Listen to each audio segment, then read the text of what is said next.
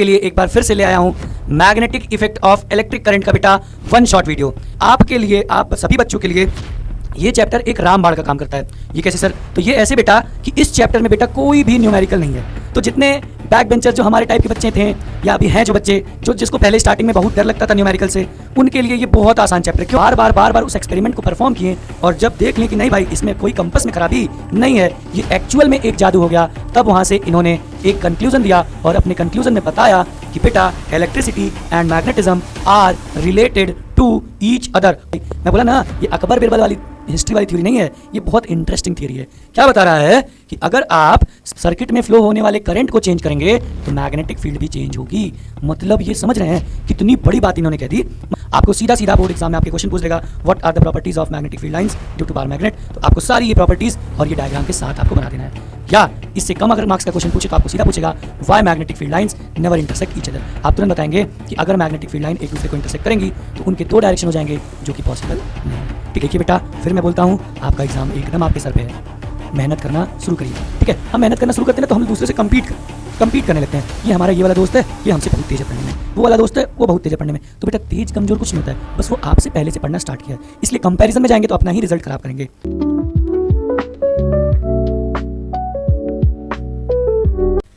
Hello students, कैसे हैं आप सभी लोग? स्वागत है आप सभी का एक बार फिर से आपके चैनल कॉमेट हब पर। और मैं अतुल श्रीवास्तव आपके लिए एक बार फिर से ले आया हूं magnetic effect of electric current का बेटा वन शॉट वीडियो। इसके पिछले पार्ट में स्टार्टिंग में बेटा हम लोगों ने magnetic effect of electric current chapters का पार्ट वाइज, मतलब 2-4 पार्ट में हम लोगों ने कर करके बारी बारी से पूरे चैप्टर्स को समझा था और उसके रिलेटेड क्वेश्चंस किए थे। लेकिन आज के लेक्चर में बेटा पूरा का पूरा ये आपका चैप्टर है बिल्कुल वन शॉट में होने वाला है। मतलब पूरा जितनी भी थियरी है इस चैप्टर की, ये पूरी की पूरी थियरी आज की क्लास में हम लोग कवर करेंगे। सबसे पहले मैं बता दूं बेटा आपके लिए, आप सभी बच्चों के लिए ये चैप्टर एक रामबाण का काम करता है। ये कैसे सर? तो ये ऐसे बेटा कि इस चैप्टर में बेटा कोई भी न्यूमेरिकल नहीं है। तो जितने बैक बेंचर जो हमारे टाइप के बच्चे थे या अभी हैं जो बच्चे जो जिसको पहले स्टार्टिंग में बहुत डर लगता था न्यूमेरिकल से, उनके लिए ये बहुत आसान चैप्टर है। क्यों? क्योंकि इस चैप्टर के अंदर बेटा एक भी न्यूमेरिकल नहीं है, पूरी की पूरी थियरी है। अब थियरी आप ये समझेंगे क्या हिस्ट्री वाली थियरी है कि नहीं? ऐसा नहीं है बेटा, हिस्ट्री की थियरी नहीं है। ये जो इसकी थियरी है ये बहुत ही इंटरेस्टिंग होने वाली है। ठीक है, तो इसमें हम पूरा का पूरा मैग्नेटिक इफेक्ट क्या होता है इलेक्ट्रिक करंट का पूरा हम लोग इस क्लास में कवर अप करेंगे। और फुल थ्योरी है, एकदम फुल ऑन कॉन्सेंट्रेट होके फुल ऑन एकदम एनर्जी के साथ लेक्चर को आप लोग कवर करेंगे हमारे साथ एकदम। तो सबसे पहले आइए हम लोग देखते हैं बेटा मैग्नेटिक इफेक्ट है, तो सबसे पहले हम लोग ये देखते हैं कि मैग्नेटिक इफेक्ट आया कहाँ से। भाई कहीं से आया होगा मैग्नेटिज्म, तभी तो। यहाँ देखिए, इसीलिए मैं चुपचाप लिख के आया हूँ आपके लिए कैसे मैग्नेटिज्म आया। भाई मैग्नेटिज्म कहीं से तो आया होगा। तो ध्यान से देखिए बेटा, ये जो हमारा इलेक्ट्रिक करंट है ना, इस इलेक्ट्रिक करंट का बहुत सारा एप्लीकेशन है। तो जो मेनली हम लगभग 3 इफेक्ट हम लोग जानते हैं। मैग्नेटिक इफेक्ट तो एक वन ऑफ द इफेक्ट है इसका। हम लोग इलेक्ट्रिक करंट के लगभग 3 इफेक्ट जानते हैं, इसीलिए देखिए चैप्टर का नाम है magnetic effect of electric current. ठीक है, तो क्या और इफेक्ट है इसके इलेक्ट्रिक करंट के? तो आप बोलेंगे हाँ बिल्कुल है। तो कौन कौन से हैं बेटा? उसमें सबसे पहले आता है हीटिंग इफेक्ट। ध्यान से देखिए, हीटिंग इफेक्ट मतलब क्लास 10th के इलेक्ट्रिसिटी जो अभी पिछला वन शॉट वीडियो हम लोगों ने कवर किया बेटा, उसके अंदर हम लोग मैंने आपको पूरी टॉपिक एक्सप्लेन की थी, heating effect of electric current. तो एक इफेक्ट ये है, इसमें हम लोग हीट से डील करते हैं कि इलेक्ट्रिसिटी की वजह से कैसे हीट जनरेट होता है। तो ये टॉपिक हम लोग कवर किए थे, heating effect of electric current. इसके बाद बेटा एक और टॉपिक है, उसको हम लोग बोलते हैं केमिकल इफेक्ट। क्या बोलते हैं? Chemical effect. ये है केमिकल इफेक्ट। तो केमिकल इफेक्ट, अब पूछोगे सर ये कहाँ पढ़े थे? तो केमिकल इफेक्ट बेटा हम लोग कवर किए थे अपने केमिस्ट्री के पहले चैप्टर में। क्या याद करिए केमिस्ट्री का पहला चैप्टर? हाँ सर, वो केमिस्ट्री का पहला चैप्टर तो था केमिकल रिएक्शन एंड इक्वेशन। उसके अंदर याद करिए, या मेटल नॉन मेटल के अंदर याद करिए, हम लोग इलेक्ट्रोलिसिस कराते थे। इलेक्ट्रोलिसिस कराते थे रिएक्शन में, बिजली के झटके दे दे के बॉन्ड को तोड़ते थे। ठीक है, तो वहाँ पे एक इफेक्ट है इसका इलेक्ट्रिसिटी का या इलेक्ट्रिक करंट का, केमिकल इफेक्ट। तो बेटा अब तक हमने और आपने इस और इस इफेक्ट के बारे में तो पढ़ लिया था, लेकिन एक इफेक्ट जो अभी हमारे सामने आया है उसका नाम है क्या? Magnetic effect. ये हम लोगों को नहीं पता है। तो आज की क्लास या कहिए आज ये पूरा का पूरा चैप्टर इसी पे बेस्ड होने वाला है। किस पे? Magnetic effect. किसका मैग्नेटिक इफेक्ट? इलेक्ट्रिक करंट का मैग्नेटिक इफेक्ट। अब आप बोलोगे सर ये इलेक्ट्रिक करंट का मैग्नेटिक इफेक्ट मतलब? तो बेटा मैं सिंपल सी बात आपको बताऊं, आप आगे हम पढ़ के देखेंगे भी। एक बात मैं आपको बता देता हूं, electric current and magnetic effect ये दोनों आपस में इंटर रिलेटेड हैं। ठीक है, मैग्नेटिक इफेक्ट तभी आएगा जब इलेक्ट्रिसिटी होगा। ठीक है, मतलब हम लोग मैग्नेट से इलेक्ट्रिसिटी पैदा कर सकते हैं और इलेक्ट्रिसिटी से मैग्नेटिज्म भी पैदा कर सकते हैं। यही इस चैप्टर में हम लोग समझेंगे कि अब इलेक्ट्रिक करंट का ये मैग्नेटिक इफेक्ट है, तो हम लोग ज़्यादा उधर उल्टा नहीं घुसेंगे। हम बस ये देखेंगे कि हम लोग इलेक्ट्रिसिटी के हेल्प से कैसे कैसे हम लोग मैग्नेटिज्म प्रोड्यूस कर सकते हैं। ठीक है, ये पूरा का पूरा एक हम आपको थीसिस बता दिए कि कैसे हुआ ये। ठीक है, क्या करना है हमको इस चैप्टर में। अब एक आपके सामने क्वेश्चन आता है यहाँ पे जो लिखा है, कैसे मैग्नेटिज्म आया। तो कैसे मैग्नेटिज्म आया बेटा, उसके लिए हमारे पास एक हमारे बहुत ही लीजेंड साइंटिस्ट थे, हैंस, पूरा नाम लिख देते हैं बेटा, Hans Christian Oersted. Hans Christian Oersted. ये ओरस्टेड साहब बेटा इन ईयर 1820 में इन्होंने एक कारनामा कर दिया। ठीक है, एक जादू कर दिया। अब पूछेंगे जादू कैसे किया? तो बेटा उनको खुद नहीं पता था कि हमने जादू कर दिया। ठीक है, वो सिंपल एक कोई एक्सपेरिमेंट कर रहे थे बेटा।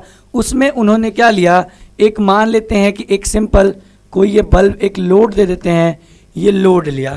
ठीक है, और उसको इन्होंने क्या किया था, एक बेटा बैटरी या सेल से कनेक्ट करके रख दिया था।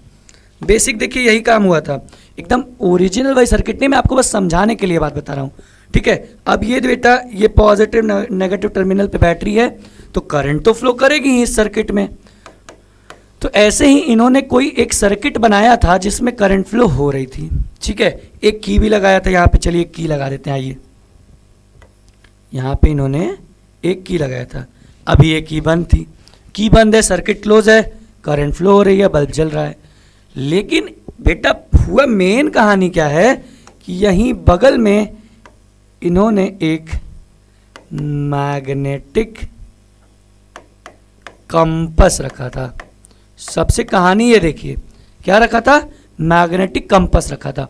और मैग्नेटिक कंपस रखा था, फिर ये आए जब इधर उधर से, तो देखिए कि ये कंपस में डेफ्लेक्शन है। मतलब ये कंपस इनका जीरो शो नहीं कर रहा है, जीरो से समहाउ ये जीरो से ज़्यादा शो कर रहा था। मतलब ये बता रहा था कि यहाँ पे कहीं तो मैग्नेटिक फील्ड है, मैग्नेटिज्म है। अब ये दुविधा में आ गए। तो बेटा ये हम लोग की तरह वो क्या पहले ठोक पीट के देखे कि कहीं हो सकता है भाई खराब हो गया हो, ये कंपस खराब हो गया हो। ठीक है, लेकिन ये देख रहे हैं कि ठोकने पीटने पे भी ये जीरो नहीं हो रहा है। तो बेटा वो ठोकते पीटते जब थोड़ा हाथ दूर लेके गए ना, तो देख रहे हैं कि करंट जीरो हो गया। अरे फिर देखे कि ये खींच के पास ले रहे हैं, इसके जहाँ तक इसकी इलेक्ट्रिक फील्ड है उसके अंदर ले आ रहे हैं, फिर से डिफ्लेक्शन शो कर रहा है। फिर कहा अरे ऐसे कैसे हो सकता है? फिर ये खींच के बाहर ले गए, और जैसे ही बाहर ले गए फिर देखे करंट जीरो हो गया। तो बेटा ये ऐसा पहली बार करने से ये डिसीजन इन्होंने नहीं लिया, क्योंकि ये बहुत बड़ी बात थी ना। ठीक है, क्योंकि नेचुरल मैग्नेट, देखो ये इलेक्ट्रिसिटी से मैग्नेटिज्म आ रहा है, और नेचुरल मैग्नेट बेटा वो हमारे फॉसिल फ्यूल्स की तरह, कोल पेट्रोलियम की तरह, it takes millions of year to build. लगभग मिलियंस ऑफ ईयर लग जाते हैं हमको नेचुरल मैग्नेट बनाने में। ठीक है, और हमारे डेली लाइफ में मैग्नेट का इतना ज़्यादा यूज़ है जिसको आप सोच नहीं सकते। आप सिंपल सा बस इतना समझ लीजिए, जितना मोटर जहाँ जहाँ पे भी है, ठीक है, जहाँ जहाँ पे स्पीकर है, जहाँ जहाँ पे मोटर है, हर जगह क्या लगा है, मैग्नेट लगा है।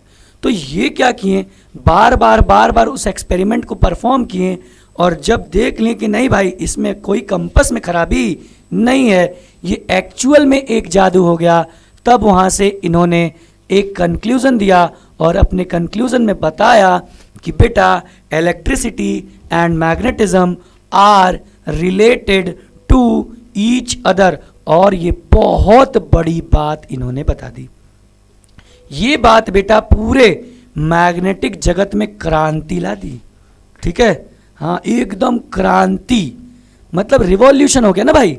क्यों? क्योंकि अब तक हम लोग नेचुरल मैग्नेट का इंतजार करते थे, अब यहाँ पे हमको किसी पे लोड वोड नहीं लेना, ठीक है, हम खुद मैग्नेट बना लिए भाई। ये मैग्नेटिक मतलब यहाँ पे कहीं तो मैग्नेटिक फील्ड आया है ना, तभी तो डिफ्लेक्शन हो रहा है, मतलब ये मैग्नेटिज्म जनरेट कर लिए किसकी हेल्प से, with the help of electric current. क्यों? क्योंकि पास लाने के बाद जब ये सर्किट को ओपन कर रहे थे, मतलब की को ऑफ कर रहे थे, जब करंट बंद कर रहे थे, तब देख रहे थे डिफ्लेक्शन क्या हो जा रहा था, जीरो हो जा रहा था। तब यहां से इन्होंने एक बहुत बड़ी बात बोली, क्या, इलेक्ट्रिसिटी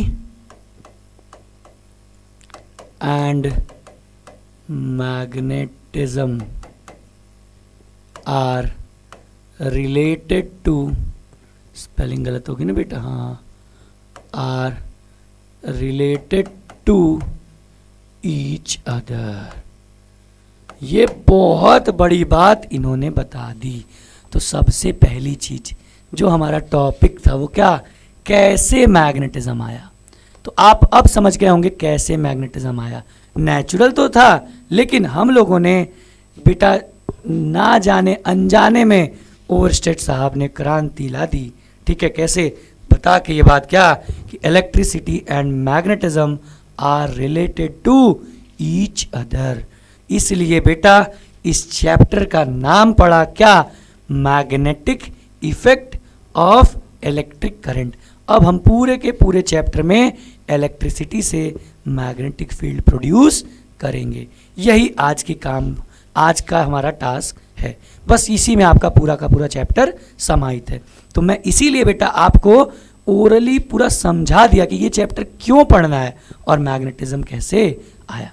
तो यहाँ तक सभी को क्लियर है। तो एक अगर आपको चाहिए तो एक बार थोड़ा सा आप स्क्रीनशॉट ले लीजिए इसको, फिर हम लोग आगे बढ़ते हैं और आगे सीधा आ जाते हैं कहाँ, वही साहब के पास। कौन से साहब के पास, ओवरस्टेट साहब के पास। अब हमको समझाने की कोई ज़रूरत नहीं है, साफ साफ जितनी बातें मैं बताया हूँ ये सब कुछ यहाँ पे लिखी हुई है। आइए देखिए क्या कह रहे हैं। हैंस क्रिश्चियन ओवरस्टेड इन 1820, 1820 में हैंस क्रिश्चियन ओवरस्टेड साहब ने discovered that the compass needle got deflected when a current carrying conductor is placed near by it. मतलब कोई करंट कैरी करता हुआ कंडक्टर अगर मैग्नेटिक कंपस के पास ले जाते हैं तो उसमें डिफ्लेक्शन आता है। और ये डिफ्लेक्शन क्या बताता है कि यहाँ पे मैग्नेटिक फील्ड है। देखिए, according to him deflection of compass needle was due to magnetic field. Due to what? Due to magnetic field produced by the electric current flowing in conductor. और उसको कौन ले आ रहा है? इलेक्ट्रिक करंट जो उस कंडक्टर के अंदर फ्लो कर रहा है, उस सर्किट के अंदर फ्लो कर रहा है। अच्छा, और this effect of current is known as what? Magnetic effect of current. इसी इफेक्ट को हम लोग क्या कहते हैं? मैग्नेटिक इफेक्ट कहते हैं। इसलिए बेटा हम लोग को देखिए, नोट्स तो आपको हर जगह मिल जाएगा, ठीक है। आपके पास कोई भी बुक हो, ठीक है, आपके टीचर आपको बताते, नोट्स तो कहीं मिल जाएगा। समझ आना ये बहुत बड़ी बात है। इसलिए हम पूरा का पूरा इनका एक्सपेरिमेंट पहले ही आपको समझा दिए, ठीक है। बस अब हमको पढ़ते जाना है। आगे देखिए, any change in the direction of current will show a variation in deflection. मतलब अगर आप करंट को वेरी करा रहे हैं, ये देखिए कितनी बड़ी बात है भाई। मैं बोला ना, ये अकबर बिरबल वाली हिस्ट्री वाली थ्योरी नहीं है, ये बहुत इंटरेस्टिंग थ्योरी है। क्या बता रहा है कि अगर आप सर्किट में फ्लो होने वाले करंट को चेंज करेंगे तो मैग्नेटिक फील्ड भी चेंज होगी। मतलब ये समझ रहे हैं कितनी बड़ी बात इन्होंने कह दी। मतलब आपके पास एक एग्जांपल लेते हैं छोटा सा बेटा, हमारे पास अगर इतना बड़ा एक बार मैग्नेट है जो नेचुरल मैग्नेट है, अगर वो बेटा मैग्नेट यहाँ तक की चीज को अट्रैक्ट कर ले रहा है, तो आप धरती की सारी जोर लगा दीजिए, ये मैग्नेट इससे दूर की चीज को अट्रैक्ट नहीं कर पाएगा। मतलब at any cost you can not increase the magnetic field strength of this bar magnet. आप किसी भी तरीके से इस बार मैग्नेट के मैग्नेटिक फील्ड स्ट्रेंथ को बढ़ा नहीं सकते हैं। मतलब हमें फिक्स है भाई यहीं तक खींच पाए, लेकिन यहाँ देखिए हम करंट से छेड़खानी कर रहे हैं, मैग्नेटिक फील्ड भी छेड़खानी करने लग रहा है। मतलब आप करंट को वेरी करेंगे, मैग्नेटिक फील्ड भी वेरी होगा। ठीक है, चलिए, तो यहां से इट वॉज कंक्लूडेड दैट, देखिए क्या कंक्लूड हुआ, electricity and magnetism are related to each other. Electricity और मैग्नेटिज्म दोनों एक दूसरे से रिलेटेड हैं। His research later created technologies, मैं बोला था ना बेटा, इनका ये रिसर्च क्रांति ला दिया, और आज तक इनके रिसर्च के हेल्प से हम लोग बेटा इसका use, magnetic effect of electric current का use radio, TV, loud speakers सब में करते हैं। देखिए, his research later created technologies such as radio.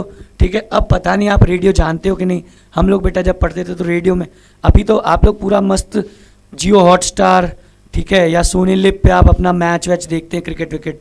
ठीक है, हम लोग जब छोटे 4th 5th में थे तो रेडियो पे ऐसे कमेंट्री सुनी जाती थी। ठीक है, टीवी वो ब्लैक एंड वाइट टीवी में दूरदर्शन पे कभी कदार आता था। ठीक है, अभी तो हर जगह आपको मोबाइल पे हॉटस्टार लगा लीजिए, देखिए मैच। तो ये अगर रेडियो में आप उसकी टेक्नोलॉजी देखें हैं तो टीवी, और अभी कितना बहुत तेज़ी से उभरा है क्या, फाइबर ऑप्टिक्स। देखिए आज 1820 में इन्होंने ये काम किया था और लगभग अब 2025-26 चल रहा है।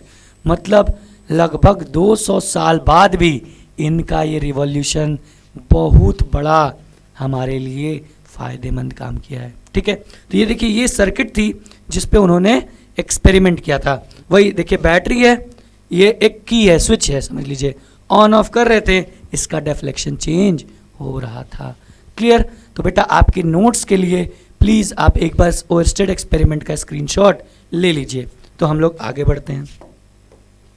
ठीक है, अब हम लोग मैग्नेटिक इफेक्ट में एंटर कर रहे हैं बेटा, तो सबसे पहले ये तो जान लें कि मैग्नेट क्या होता है। भाई आप नहीं जानेंगे कि मैग्नेट क्या होता है तो मतलब क्या है, लेकिन अब आप में से कोई ऐसा नहीं होगा बेटा जिसको ये ना पता हो कि मैग्नेट क्या होता है। सर वो जो लोहे को चिपका लेता है वो मैग्नेट। ठीक है, तो मैग्नेट क्या होता है, magnet is a substance which attracts iron और आयरन लाइक ऑब्जेक्ट्स। जो आयरन या आयरन की जैसी चीज़ों को क्या करे, अट्रैक्ट करे, उसे हम लोग क्या कहते हैं, मैग्नेट कहते हैं। It has 2 poles, that is north pole and south pole. इनके पास 2 पोल्स होते हैं, एक नॉर्थ पोल और दूसरा साउथ पोल।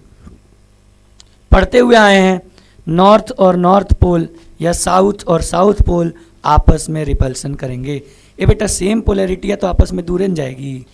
ठीक है, वो तो दूर दूर ढकेल जाएगी, लेकिन अपोजिट पोल्स मतलब नॉर्थ साउथ के साथ आया या साउथ नॉर्थ के साथ आया, इन दोनों लोग में खूब बढ़िया अट्रैक्शन हो जाएगा। ठीक है, तो देखिए any substance that attracts iron and iron like object is defined as magnet. उसे हम लोग क्या कहते हैं, magnet. When a wire carries an electric current it behaves like a magnet. Oersted साहब का एक्सपेरिमेंट अब हमको काम आ रहा है। अगर किसी तार में हम करंट भी दौड़ा रहे हैं तो वो तार भी मैग्नेट की तरह काम करेगा। अब आप दिमाग से सोचोगे सर इसका मतलब हमारे घर में जितनी तार हैं ये सब मैग्नेट हैं। आप में से कुछ होंगे जाके वहाँ पे कुछ चिपकाए होंगे, कहेंगे कील भी लेके, लेकिन वो तो चिपक नहीं रहेगी, कहेंगे आप सर तो आप झूठ पढ़ा रहे हैं। तो नहीं बेटा ऐसा नहीं है। देखिए होता क्या है, उसके ऊपर खूब बढ़िया हम लोग प्लास्टिक की इंसुलेशन किए हैं। ठीक है, प्लास्टिक का क्या किए हैं, इंसुलेशन किए हैं, इसलिए उसका मैग्नेटिज्म का इफेक्ट आपको समझ में नहीं आता है और बहुत ज़्यादा अमाउंट की करंट भी उसमें फ्लो नहीं होती है, इसलिए आपको क्लियरली विजिबल नहीं होता है, लेकिन अच्छा खासा मैग्नेटिक कंपास अगर उसके पास ले जाएं उसके अंदर डिफ्लेक्शन आपको दिखेगा। तो सर गलत नहीं पढ़ा रहे हैं, ठीक है। आगे, every magnet has north and south poles. सभी मैग्नेट के पास नॉर्थ और साउथ पोल होते हैं। चलिए, नॉर्थ और साउथ पोल से याद आया, एक बार आपके बोर्ड एग्जाम में क्वेश्चन आया था कि हम सिंपल बेटा एक मैग्नेट आपको दे देते हैं और बार मैग्नेट दे देते हैं मान लीजिए, और हम बताते नहीं हैं कि इसमें कौन सा पोल नॉर्थ है और कौन सा पोल साउथ है, और आपको बताना है, ठीक है, कि कौन सा, और बिना किसी दूसरे मैग्नेट के हेल्प के, कि कौन सा इसका पोल नॉर्थ होगा और कौन सा पोल इसका साउथ होगा। बहुत अच्छा क्वेश्चन आया था, तो उसका सोल्यूशन मैं बताता हूँ। कुछ नहीं होगा बेटा, हम क्या करेंगे, उस मैग्नेट को, ठीक है, बेसिकली एक रस्सी से बांध के लटका दीजिए। तो लटकाने के बाद आप देखेंगे जो सा भी साइड उसका अर्थ के नॉर्थ साइड जाएगा वो उसका नॉर्थ पोल हो जाएगा, और जो सा साइड अर्थ के साउथ की तरफ जाएगा वो उसका साउथ पोल हो जाएगा। क्यों? क्योंकि बेटा earth is our natural magnet. सबसे बड़ा मैग्नेट हमारे पास कौन सा है? अर्थ है। तो अर्थ के ज्योमेट्रिक पोल से ही बेटा हम लोग मैग्नेट के पोल को डिसाइड करते हैं। जिस साइड मैग्नेट का जो एंड अर्थ के नॉर्थ की तरफ होगा वो उस मैग्नेट का भी नॉर्थ पोल, जो अर्थ के साउथ की तरफ होगा वो उसका भी साउथ पोल होगा। ये बहुत इंपॉर्टेंट क्वेश्चन है, याद रखिएगा आप लोग। हाँ, ये बात तो आपको बता ही दिया। Same poles repel each other, मतलब ये भैया नॉर्थ नॉर्थ और साउथ साउथ, ये लोग रिपल्सन ही न करेंगे साहब, ये लोग क्या करेंगे? रिपल्सन करेंगे, ठीक है। अब सेम पोलैरिटी, लड़का लड़का कहाँ शादी करोगे? करोगे? नहीं करेंगे। हाँ, लेकिन अब अपोजिट पोलैरिटी जैसे ही आएगी, लाइक मतलब नॉर्थ साउथ या फिर साउथ नॉर्थ, तो इनके बीच में क्या होगा? अट्रैक्शन हो जाएगा, फटाक से शादी की बातें चलने लगेगी। तो ये वही बात लिखी है कि same poles repel each other and unlike poles attract each other, ठीक है। अगला, अ फ्रीली सस्पेंडेड मैग्नेट, देखिए यही बात मैं आपको बताया। A freely suspended magnet will align itself in the north south direction, north facing north of the magnet and south facing south of the magnet. तो आपको भले इसका मतलब न समझ में आया हो, तो मतलब मैं आपको समझा दिया। अगर आप हवा में टांग दीजिए तो जो एंड नॉर्थ की तरफ होगा वो नॉर्थ पोल, जो साउथ की तरफ होगा वो साउथ पोल होगा। क्लियर सभी को? क्लियर है बेटा?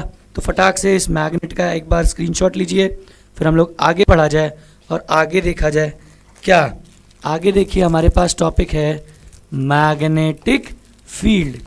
क्या है? Magnetic field. ये भाई ये मैग्नेटिक फील्ड क्या होता है?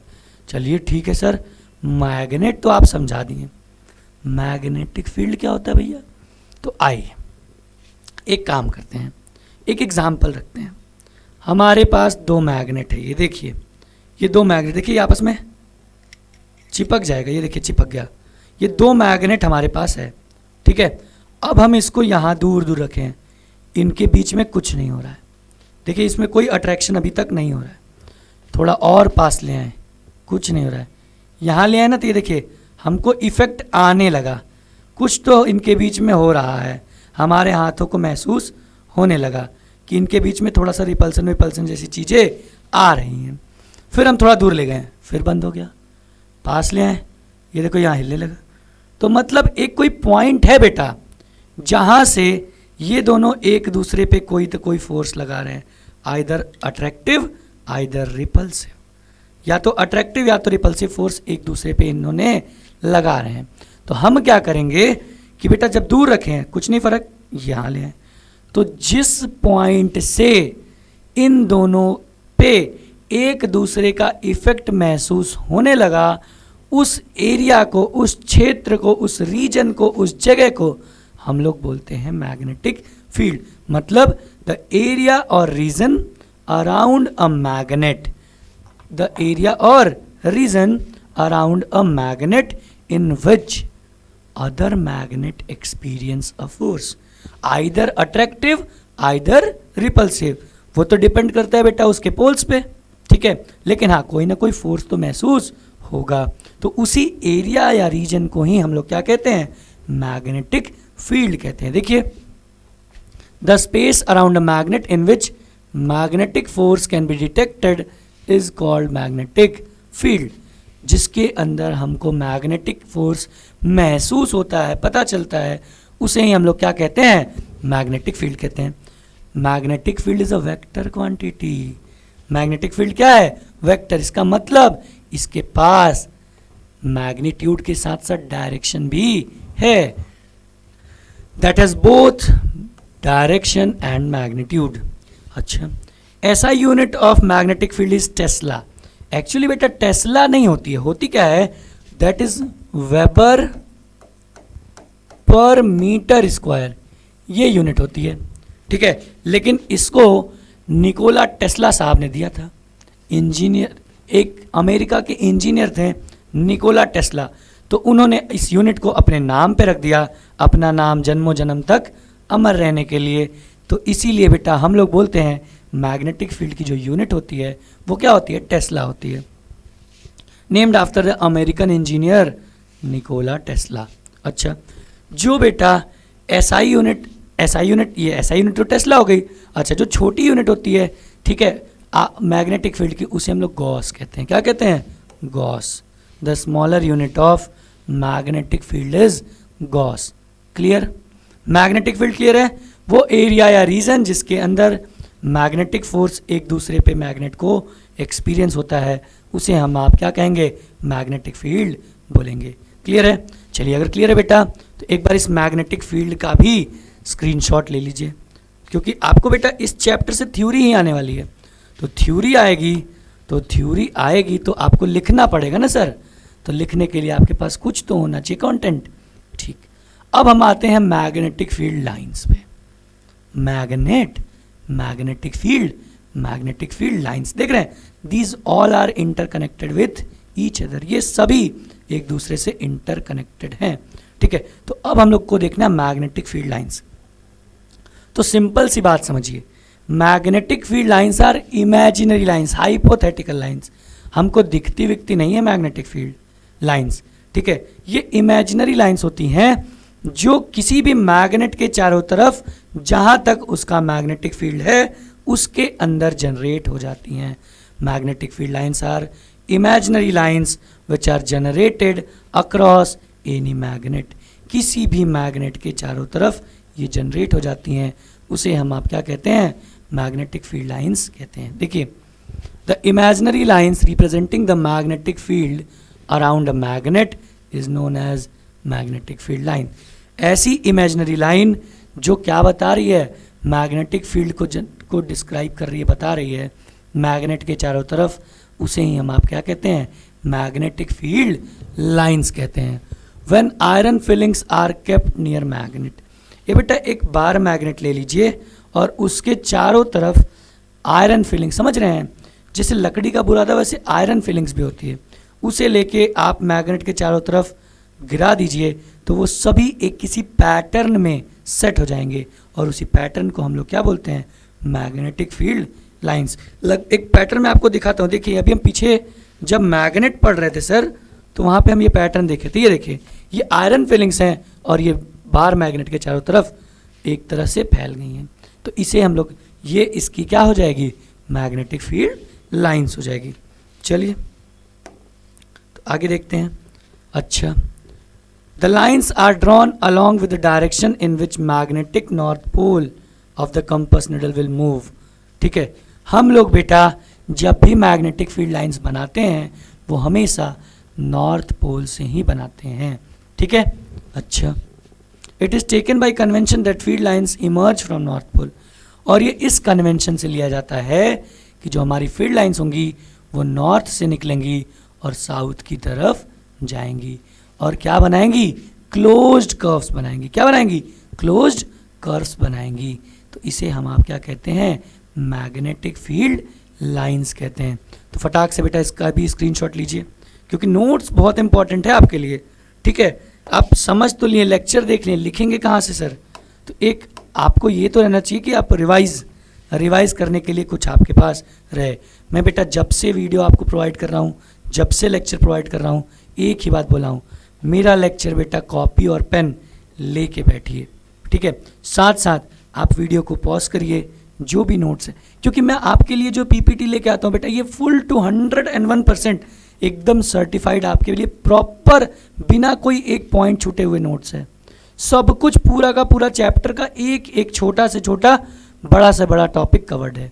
तो ये पूरा का पूरा नोट्स ये सर आपके लिए ये, ठीक है। ऐसा इधर उधर से नहीं कि बस ये एकदम ऐसे बता दिया गया है, नहीं, पूरा का पूरा एकदम उस पर मेहनत करके काम करके बेटा तब जाके ये पीपीटी कि आपको नोट्स की ज़रूरत भी ना पड़े, बिल्कुल एज इट इज़ ये पूरा का पूरा नोट्स है आपको। देखिए अब अगला टॉपिक पे हम लोग आते हैं, properties of magnetic field lines. बेटा ये जो बार मैग्नेट हमारे पास होते हैं उनकी कुछ और कुछ प्रॉपर्टी होती है, ठीक है, कुछ प्रॉपर्टीज़ होती हैं, ठीक है। इनका भी कुछ खेत वेत होता है, चौड़ा 2-4-10 बीघा इनके पास है, तो इनकी प्रॉपर्टीज़ जो हैं उनके बारे में हमें जानना है कि इनकी क्या क्या प्रॉपर्टीज़ होती हैं। तो सबसे पहले बार मैग्नेट की जो पहली प्रॉपर्टी है बेटा वो एक लाइन में देखिए बताई कि मैग्नेटिक फील्ड लाइंस जो बार मैग्नेट की होंगी वो ओरिजिनेट मतलब निकलेंगी कहाँ से, north pole and terminates on south pole. मतलब मैग्नेट में नॉर्थ पोल से फील्ड लाइंस निकलेंगी और साउथ पोल पे जाके ख़त्म होंगी। देखिए यहाँ डायग्राम में आपको दिख रहा होगा, सभी नॉर्थ से निकल रही हैं और साउथ की तरफ जा रही हैं। आप कहीं कहीं लिखा पाओगे inside magnet it flows from south pole to north pole, ठीक है। तो ये कोई बहुत बड़ी बात नहीं है। देखो एक्चुअल में ऐसा कुछ होता नहीं है। होता क्या है, मैं यहाँ पे देखिए आपको बना के समझाता हूँ। जो मैग्नेटिक फील्ड लाइंस होती है ना बेटा वो क्लोज्ड कर्व्स का फॉर्मेशन करती हैं, कुछ ऐसा कुछ ऐसा, ऐसे क्लोज्ड कर्व्स का फॉर्मेशन करती हैं। और जो फील्ड लाइंस का डायरेक्शन है बेटा वो हम कैसे लेते हैं, नॉर्थ टू साउथ। तो इसको कंप्लीट करने के लिए अंदर आप देखोगे तो ये साउथ से नॉर्थ की तरफ ही चल रही हैं। ये अंदर से आप देखोगे तो ये साउथ से नॉर्थ की तरफ ही चल रही हैं। इसलिए आप कहीं कहीं देखा पाते हो कि बाहर नॉर्थ से साउथ और अंदर साउथ से नॉर्थ। अच्छा, तो यहाँ से एक और बात आप देखे होगे क्या कि मैग्नेटिक फील्ड जो होंगी वो क्लोज्ड एंड कंटिन्यूअस कर्व्स बनाएंगी। क्या करेंगी, क्लोज्ड एंड कंटिन्यूअस कर्व्स बनाएंगी। तो ये देखिए यहाँ पे लिखा है, इसलिए these lines are closed and continuous curves. ये लाइन्स क्या होती हैं, क्लोज्ड और कंटिन्यूअस कर्व्स होती हैं। तीसरी बात ध्यान से देखिए बेटा, यहाँ पे नॉर्थ पोल या साउथ पोल की बात करिए तो इस डायग्राम में भी देखेंगे तो पोल्स के पास आप देखेंगे फील्ड्स लाइन बिल्कुल पास पास है। फील्ड लाइंस क्या है, बिल्कुल पास पास हैं, डेंस हैं। और जहाँ पे फील्ड लाइंस ज़्यादा होती हैं वहाँ पे मैग्नेटिक फील्ड भी क्या होगा, ज़्यादा होगा। तो इसलिए यहाँ से तीसरी प्रॉपर्टी आती है, magnetic field lines are dense near the poles of the magnet and as we grow away from magnet it get widely separated. जैसे जैसे हम पोल से दूर जाएंगे बेटा इनके बीच की डिस्टेंस बढ़ती जाएगी। तो यही ये बात कह रहा है, देखिए there are crowded near the poles where the magnetic field is strong and separated far from the poles. और क्या होता है, दूर सेपरेट होती है पोल से, कब, where the magnetic field is weak. मतलब पोल से जब दूर जाएंगे तो मैग्नेटिक फील्ड वीक होगी, पोल्स के पास जाएंगे तो मैग्नेटिक फील्ड मजबूत हो जाएगी। ठीक है, अगला जो प्रॉपर्टी है ये द मोस्ट इंपॉर्टेंट प्रॉपर्टी है और आपके बोर्ड एग्जाम में बेटा बहुत बार इसी प्रॉपर्टीज पे क्वेश्चन आया है। क्या कहती है कि मैग्नेटिक फील्ड लाइंस एक दूसरे को इंटरसेक्ट कभी नहीं करती हैं। ये प्रॉपर्टी देखिए, magnetic field lines never intersect with each other. ठीक है, और ऐसा क्यों नहीं करती हैं तो मैं आपको बस एक लाइन में समझाऊं, बस सिंपल सा बात याद रखिएगा कि magnetic field lines are unidirectional. Magnetic field lines unidirectional होती हैं और अगर मैग्नेटिक फील्ड लाइंस एक दूसरे को इंटरसेक्ट कर देगी तो उसके दो डायरेक्शन हो जाएंगे जो कि कभी पॉसिबल नहीं है, जो कि कभी पॉसिबल नहीं है। तो देखिए वो यहीं लिखा है कि if they do that they would mean that there are two directions of magnetic field at the point of intersection which is impossible. क्या है ये? impossible. ऐसा हो ही नहीं सकता. क्या नहीं हो सकता? कि मैग्नेटिक फील्ड लाइन की दो दो डायरेक्शन हो जाए. ठीक है. अगली property, the relative strength of magnetic field is shown by the degree of closeness. Degree of closeness जो होगा किसका? फील्ड लाइंस का होगा. उससे हम लोग को बेटा रिलेटिव मैग्नेटिक फील्ड स्ट्रेंथ का पता चलता है. तो these all are the properties of magnetic field lines due to bar magnet. आपको सीधा सीधा बोर्ड एग्जाम में आपके क्वेश्चन पूछ देगा what are the properties of magnetic field lines due to bar magnet. तो आपको सारी ये प्रॉपर्टीज और ये डायग्राम के साथ आपको बना देना है. या इससे कम अगर मार्क्स का क्वेश्चन पूछे तो आपको सीधा पूछेगा why magnetic field lines never intersect each other.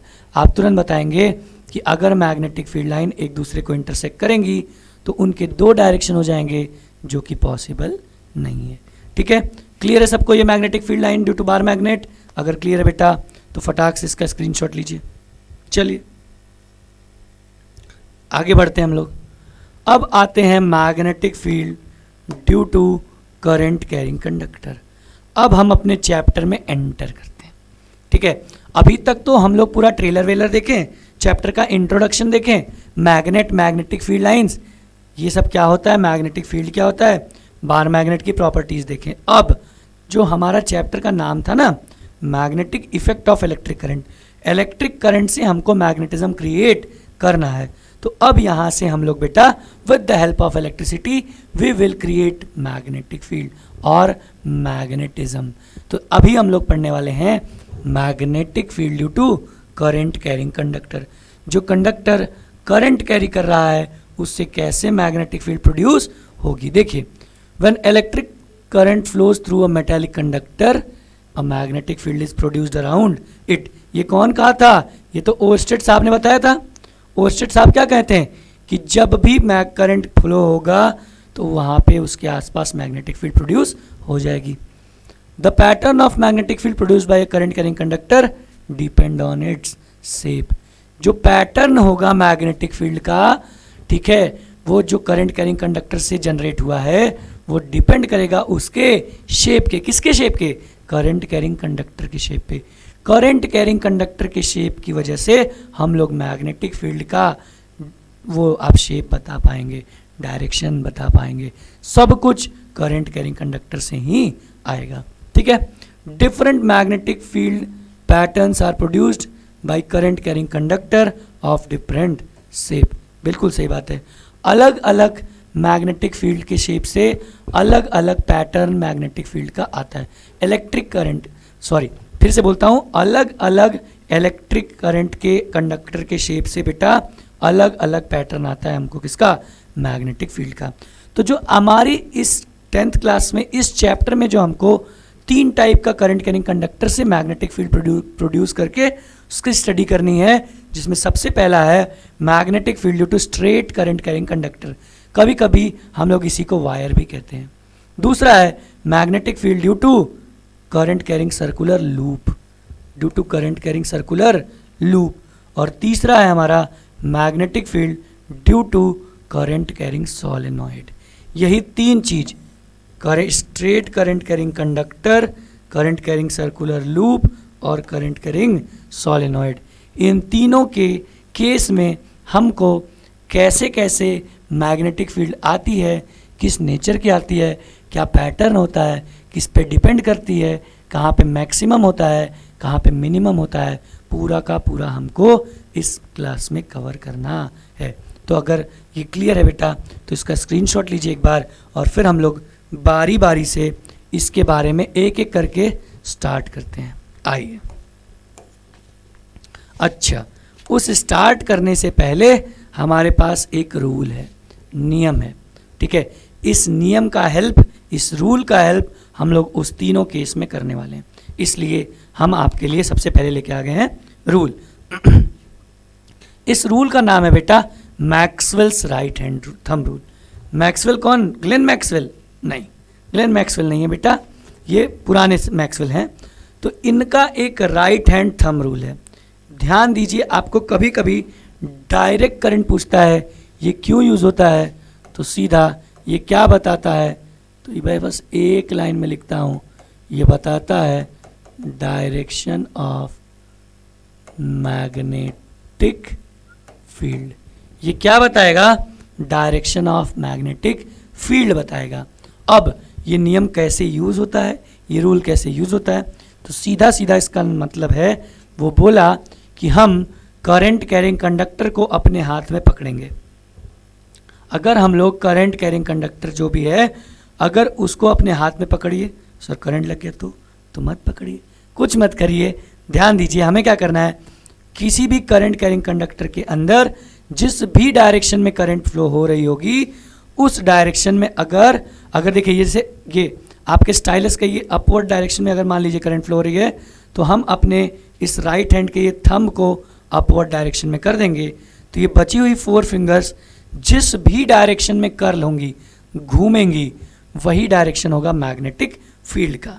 तो इसका मतलब देखिए, अगर अपवर्ड करंट है तो हमारी 4 फिंगर्स ऐसे रोटेट कर रही है, ऐसे मतलब एंटी क्लॉकवाइज।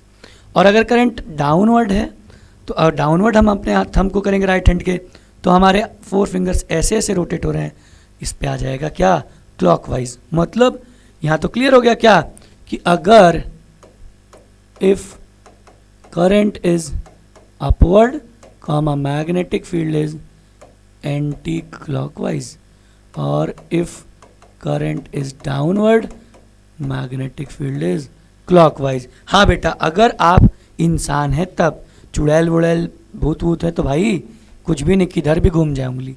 अगर इंसान है तो अगर अपवर्ड करंट होगी तो एंटी क्लॉकवाइज फील्ड मिलेगी, डाउनवर्ड करंट होगी तो क्लॉकवाइज फील्ड मिलेगी। बस इतना सा बात मैक्सवेल साहब कहते हैं, ठीक है। अब यही पूरी इनकी बात कही है। देखिए, इट स्टेट्स दैट, क्या स्टेट करते हैं भाई, if you hold the current carrying straight wire in the grip of your right hand, ठीक है, यह पकड़ा दिए, ठीक है भाई, पकड़ लीजिए, नहीं भी पकड़ेंगे तो कोई दिक्कत वाली बात नहीं है।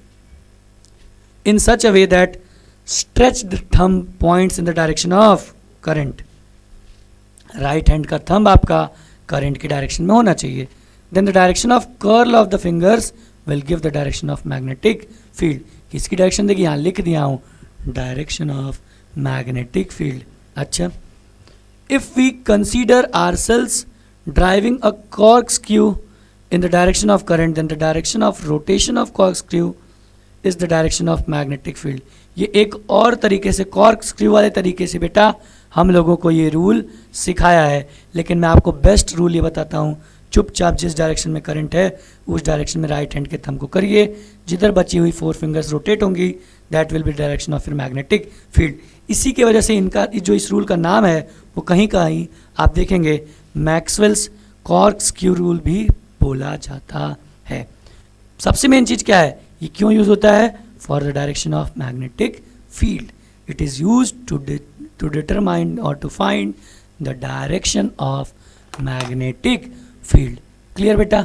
चलिए, अगर क्लियर है तो एक बार इसकी थ्योरी का स्क्रीनशॉट लीजिए, क्योंकि कभी कभी 2 नंबर में आपसे डायरेक्ट पूछता है क्या, explain Maxwell's right hand thumb rule. तो अब अगर आपको right hand thumb rule clear हो गया तो अब हम लोग अपने पहले पॉइंट पे पहुंचते हैं, magnetic field due to straight current carrying conductor. ध्यान से देखिए, ये डायग्राम बना है, ठीक है। अब ये डायग्राम में अगर आपको नहीं समझ में आ रहा है तो यहीं पे हम आपके लिए एक छोटा सा डायग्राम और बना देते हैं। ये देखिए,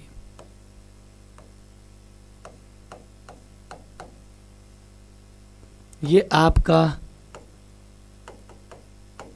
आई करंट, बस यही यहाँ पे बना हुआ है, ठीक है। अब ध्यान से मेरी बात सुनिए, ये आपका हुआ स्ट्रेट करंट कैरिंग कंडक्टर, या वायर भी बोल सकते हैं। अच्छा, अब हमको क्या करना है, इसी के अंदर मैग्नेटिक फील्ड का क्या नेचर होगा, किस पे डिपेंड करेगी, कहाँ मैक्सिमम कहाँ मिनिमम, कब जीरो, क्या क्या सब कहानी इसमें देखनी है। तो सबसे पहले आपको दिख रहा है कि इधर करंट इस कंडक्टर में कैसा है, downward. Maxwell's right hand thumb rule बोलेगा कि ये क्या आएगा, क्लॉकवाइज आएगा।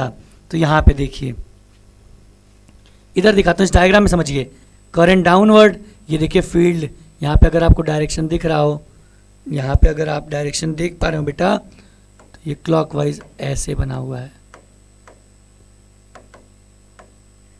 ऐसे बना हुआ है कि ये फील्ड कैसी चल रही है, क्लॉकवाइज चल रही है।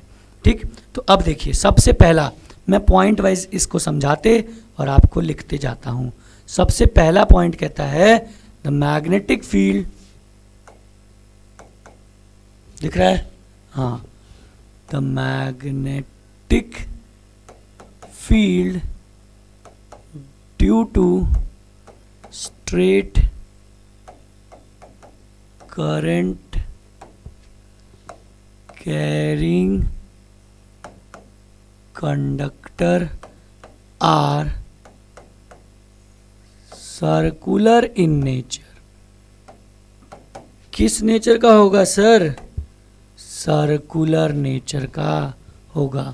जो फील्ड बनेगी वो सर्कुलर नेचर की, मतलब कुछ ऐसी,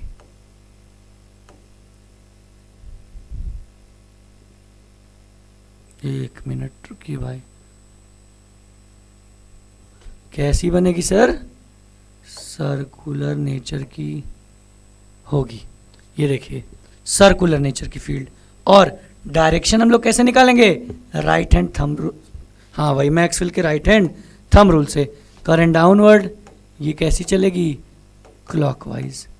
कैसे चलेगी सर, क्लॉकवाइज चलेगी। अच्छा, दूसरा पॉइंट, जो बेटा मैग्नेटिक फील्ड लाइंस होंगी, ये क्या होंगी, कॉन्सेंट्रिक सर्कल्स। ध्यान दीजिए, क्या होंगी, कॉन्सेंट्रिक सर्कल्स। अब सर ये कॉन्सेंट्रिक सर्कल्स क्या होता है, आप मैथ्स में पढ़े होंगे, ऐसे सर्कल्स जिसका सेंटर सेम होता है बट रेडियस अलग अलग होता है, उन सर्कल्स को हम लोग बोलते हैं क्या, कॉन्सेंट्रिक सर्कल्स।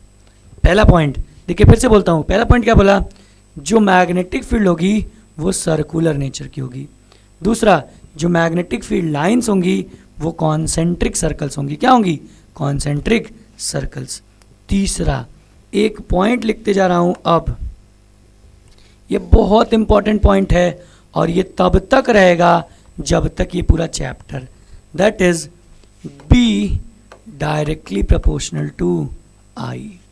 बहुत ध्यान से मेरी बात सुनिएगा, B directly proportional to I, मतलब अगर आप करंट को बढ़ाएंगे तो मैग्नेटिक फील्ड भी बढ़ेगा, और अगर करंट को घटाएंगे तो मैग्नेटिक फील्ड भी घटेगा। करंट बढ़ाएंगे मैग्नेटिक फील्ड बढ़ गया, करंट घटाएंगे मैग्नेटिक फील्ड घट गया। मतलब अब ये परमानेंट मैग्नेट नहीं है, टेम्पररी। हम चाहें तो यहीं की चीज़ को नहीं खींच न पाए तो वो भी कर सकते हैं, हम चाहें यहाँ तक की चीज़ को खींच ले वो भी कर सकते हैं। ये खासियत हो जाएगी इस टेम्पररी मैग्नेट की। ठीक है, एक और चीज, एक और देखिए बात, B inversely proportional to R। बेटा इस R पे हम लोग बहुत डाउट खा जाते हैं, बहुत ज़्यादा डाउट खाते, ये R है क्या। कभी कदार कोई बोलता है रेडियस, कभी कदार कोई बोलता है लेंथ, लेकिन ये कुछ नहीं है ऐसे में। ये क्या होती है, R is distance from centre of conductor. Conductor के सेंटर से ये डिस्टेंस है। अब मेरी बात ध्यान से सुनिए, ये सेंटर से आप नीचे जाएंगे या ऊपर जाएंगे, डिस्टेंस दोनों केस में बढ़ेगा। और ये प्रोपोर्शनलिटी बोलती है कि अगर डिस्टेंस बढ़ेगा तो मैग्नेटिक फील्ड घटेगा। ध्यान से समझिए, सेंटर से आप नीचे जाएंगे आर बढ़ेगा, सेंटर से ऊपर जाएंगे आर बढ़ेगा, सेंटर पे आएंगे आर जीरो होगा। मतलब सेंटर से नीचे जाने पे भी फील्ड घटेगी, सेंटर से ऊपर जाने पे भी फील्ड घटेगी। तो सबसे खास बात हमने यहाँ से जाना क्या, कि जो फील्ड मैक्सिमम होगी, ये देखिए B is maximum at centre of conductor. B कहाँ पे मैक्सिमम होगा? कंडक्टर के सेंटर पे। और बी इज मिनिमम एट, अब यहां जाएंगे, यहां पे आर मैक्सिमम, यहां पे आर मैक्सिमम, एज पे आर मैक्सिमम, आर मैक्सिमम तो इस प्रोपोर्शनैलिटी से बी मिनिमम, तो जो बी मिनिमम होगा एट एज ऑफ कंडक्टर होगा। कहाँ पे होगा?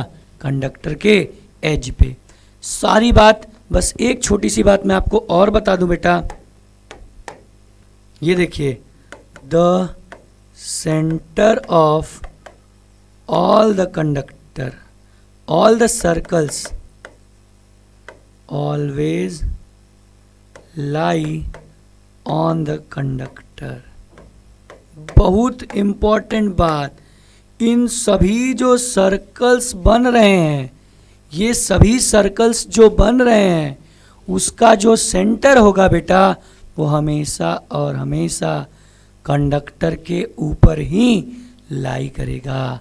ये सारी बात बिल्कुल आपके इस पूरे टॉपिक को एक्सप्लेन कर देती है। आपको जब भी ये टॉपिक आएगा डायरेक्ट पूछेगा, explain magnetic field due to straight current carrying conductor, या फिर कभी कभी बोलता है explain magnetic field due to current carrying straight wire. दोनों बात सेम है। डायग्राम बनाइए, पॉइंट सारा बता दीजिए, आपको पूरे पूरे 3 मार्क्स बेटा, ये 3 मार्क्स आपके यहाँ से कंफर्म हो जाएंगे, एकदम पक्की बात है। ठीक है, क्या बताएंगे? सबसे पहले फिर से एक बार शॉर्ट ब्रीफ करते हैं इस टॉपिक को। क्या बोला? जो मैग्नेटिक फील्ड होगा वो सर्कुलर नेचर का होगा। दूसरा, जो मैग्नेटिक फील्ड लाइंस होंगी वो कॉन्सेंट्रिक सर्कल्स होंगी। तीसरा, इन सभी सर्कल्स का जो सेंटर होगा वो हमेशा कंडक्टर पे लाई करेगा। चौथा, बी जो होगा वो डायरेक्टली प्रोपोर्शनल टू आई होगा। पांचवा, B inversely proportional to R होगा। आर क्या है? Distance from centre of conductor. Conductor के सेंटर से जितना नीचे या ऊपर जाएंगे आर बढ़ेगा, फील्ड घटेगा। मतलब सेंटर पे फील्ड मैक्सिमम होगा और एज पे जाने पे फील्ड मिनिमम हो जाएगा। ये सारी की सारी कहानी, इसलिए बेटा मैं लिख के नहीं लाया था, सारा चीज़ आपके सामने लिखा ताकि आप अच्छे से क्लैरिटी के साथ समझें। ठीक है, अगर क्लियर है बेटा तो फटाक से इसका स्क्रीनशॉट लीजिए, तो आगे बढ़ा जाए। ठीक है, आइए, अब पहला क्लियर है बेटा, तो अब दूसरे पे कोई दिक्कत नहीं होगी। सब पूरा का पूरा चैप्टर का एक एक टॉपिक बेटा एक दूसरे से ये इंटर रिलेटेड है, एक दूसरे से जुड़ा हुआ है। ठीक है, तो अब सर स्ट्रेट कंडक्टर क्लियर है, तो लूप में कोई दिक्कत नहीं होने वाली है, कोई भी दिक्कत नहीं होगी। ठीक है, आइए देखते हैं क्या magnetic field due to current carrying circular loop. पहली बात, ये लूप क्या होता है? लूप कुछ नहीं है सर, एक तार लीजिए, दोनों एंड से पकड़िए, एक गोला बना दीजिए, उसको ही बोल देंगे हम लोग क्या? लूप। क्या बोलेंगे? लूप बोलेंगे। तो अब हमको इसी लूप के अंदर मैग्नेटिक फील्ड कैसी होती है, किस पे डिपेंड, कहाँ मैक्सिमम कहाँ मिनिमम, ये सारी चीज कवर अप करनी है। ठीक है, तो आइए स्टार्ट करते हैं। चलिए, ये डायग्राम से आपको एक बार समझाया गया है, लेकिन हमें पता है कि आपको डायग्राम से समझ में नहीं आएगा, तो आइए फटाफट हम आपके लिए एक बार फिर से डायग्राम बना के समझाते हैं। देखिए,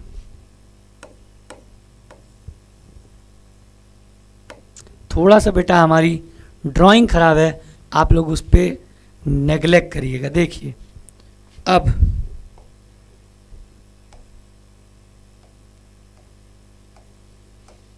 ये देखिए,